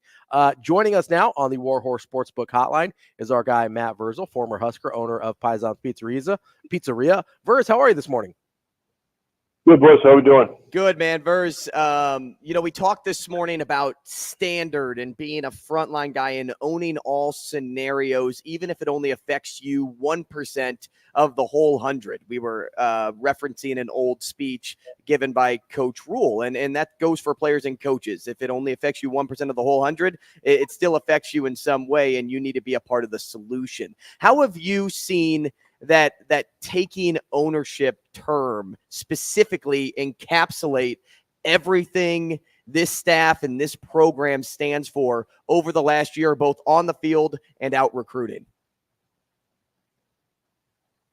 I mean, this isn't that's not just for sports. That's for life. Mm-hmm. Like, everybody passes the buck. Like, people that go to Vegas and whine about being hungover 4 days later. Like, you did that to you. Are you talking about me? There's no sympathy in that for anybody. You did that to you. No, I've got buddies texting me how soft you are, so I'm just going to take a shot. Hey, good morning to them. That's my way Yeah. of being nice and not using an expletive on the air. Attaboy. Let it flow. Shayner's got a drop button. He's used it with me before. Verz, no joke. I asked them what words I could say the other day, and I said, I probably shouldn't say that word, and then I ended up saying the word 2 minutes later. Yeah. So it happens. It's SPMFFSOB. Yeah, just let one fly. They'll push the drop button. They're not going to fire you. I mean, it's easy. You want me to do it? You can say I'll anything do it. once. No. I know you'll do it. We're good, though. Okay. But yeah, it's accountability is big because you can't BS kids anymore. Like and that's probably why coaches that are very successful live what they preach. Like, it isn't a do as I say, not as I do kind of thing. They live that way. Like, Rule lives life like that. Mm-hmm. And if you don't live life like that, then you get gone. As we've seen, some things have changed behind the scenes. And they can say better opportunity. They can say step aside for whatever. No, you ain't leaving that job you had. You got removed. So, but that's you're setting the stage. And maybe it's what not enough coaches and people just in general understand. You're setting a standard for a kid, for a young man that's trying to figure out life. So if you live that way, he then in turn wants to live his life that way because you seem to be successful. And then you change the course of society. Like, that's why people coach and teach. And the more people that when they get into those positions, instead of trying to push some weird agenda, you just live life right the way you're supposed to, you change the world. Verz, we were talking earlier when we kind of brought this up originally about how we feel like that draws kids to Coach Rule, kind of like you were talking about, because they want to live their life that way too. But a lot of people, when they look at young people, they're like, they don't want to be held accountable. They don't want this. They don't want that. But it seems like the opposite of that is true, and we're seeing it play out in Lincoln. Where do you see that disconnect of people from the outside being like, kids don't want to be held accountable, but when you actually get in it, whether it's you coaching high school, whether it's Coach Rule coaching college, or you're leading a team over there at Pisons, like, where do you think that disconnect occurs between what people think younger people these days want versus how they actually respond when they're given standards and accountability? Because we're lazy. Now, I'm going to say this. This is not all parents. Mm-hmm. So if it does not apply to you, do not take it personally. Oh, well, that's probably also the problem, is the ones that it does apply to, they'll think it doesn't apply to them. Won't take it personally. People are lazy. Like, Frank Martin has a 4-minute rant about it when he was at South Carolina. Mm-hmm. Kids don't know what they don't know. So if you go in there and you don't give them structure and you don't give them discipline, you don't give them expectation, you don't give them correction, you don't give them reward, what do they learn? Everybody worked a job, and you had a boss that was probably an ass. But what you didn't understand, and it's the thing that we do here, I'll put my hand at about my mid-chest. I'll say, this is your expectation of you. And I'll lift my arm up as high as I can, and I'll say, this is my expectation of you. So there's a difference in that. Somewhere in the middle, we're both going to be right. So let's figure out how we can do this. And everything in here is up for discussion. once you master a process that has worked. So now if I teach them, do it this way, but pay attention and be aware and try to find a different way to do it that might be better. And then we'll discuss it. We might try it for a night. And if it works better, then we're going to change it. Mm-hmm. But when you give them expectation and they know, okay, I can't just come in here and be a slappy. He's got an expectation of me. So I now have to live up to that expectation. It's in everybody to exceed an expectation. It really is. And so now if I say, this is the structure where we're going to try to get you above this expectation, they accept it. You did great tonight. Here's an extra $20. Hey, you got to be better than you were. You know you weren't very good tonight. I can see it in your face. I know it won't happen again, but let's make sure it doesn't happen again. Okay? And then now they feel good about it. My ones that are 21. Hey, you did awesome. Here's a 6-pack. Go have fun. Hey, you did a great job tonight. Here's $40 for the boys. Go out and have some fun. Mm-hmm. Right? Like it's simple, but we want to just point finger and say, oh, they're lazy and they don't do this and they don't do that. Look at you think Jim Harbaugh's easy on those guys and they're lining up to come play. You think Nick Saban is easy on people? No, but he has an expectation of them. He gives them the parameters to achieve that expectation. If they don't achieve that expectation, they get their ass chewed. If they achieve that, they get an attaboy and a pat on the back and what can we do for you? You're doing really well. You're a big time player for us. We'd love you to play in our bowl game that to everybody else doesn't matter, but to us does. Mm-hmm. So we're going to go get a Lloyd's of London policy for you. Just in case you get hurt, you're safe. Your family and you are taken care of. Mm-hmm. Like life is not hard, but we make it hard because we're lazy. We don't want to nobody wants to be the bad guy, right? Yeah. I'll be the bad guy. The bad guy's great because in the end, everybody likes the bad guy. Like I've got kids that I coach in Malcolm that probably shouldn't talk to me from the things that I said and did just because I was a kid trying to learn how to coach and I was out of control. But I see them all the time and they'll say, hey, it was awesome. Thank you.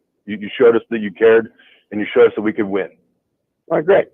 If that's all it takes, then let's do this. Well, Verz, we could probably talk on this topic with you for about an hour, but unfortunately we are out of time. We appreciate you giving us a little insight there and spending some time with us this morning, and we will talk to you again next week.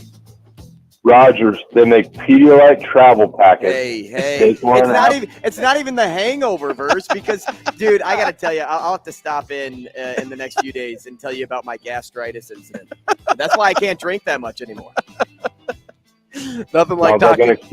No, my body tells me no, but my mind is telling me yes. So Anna, I didn't forget she was supposed to come in and have pizza too, and she didn't. So she's on the list. We got to have a talk with Anna.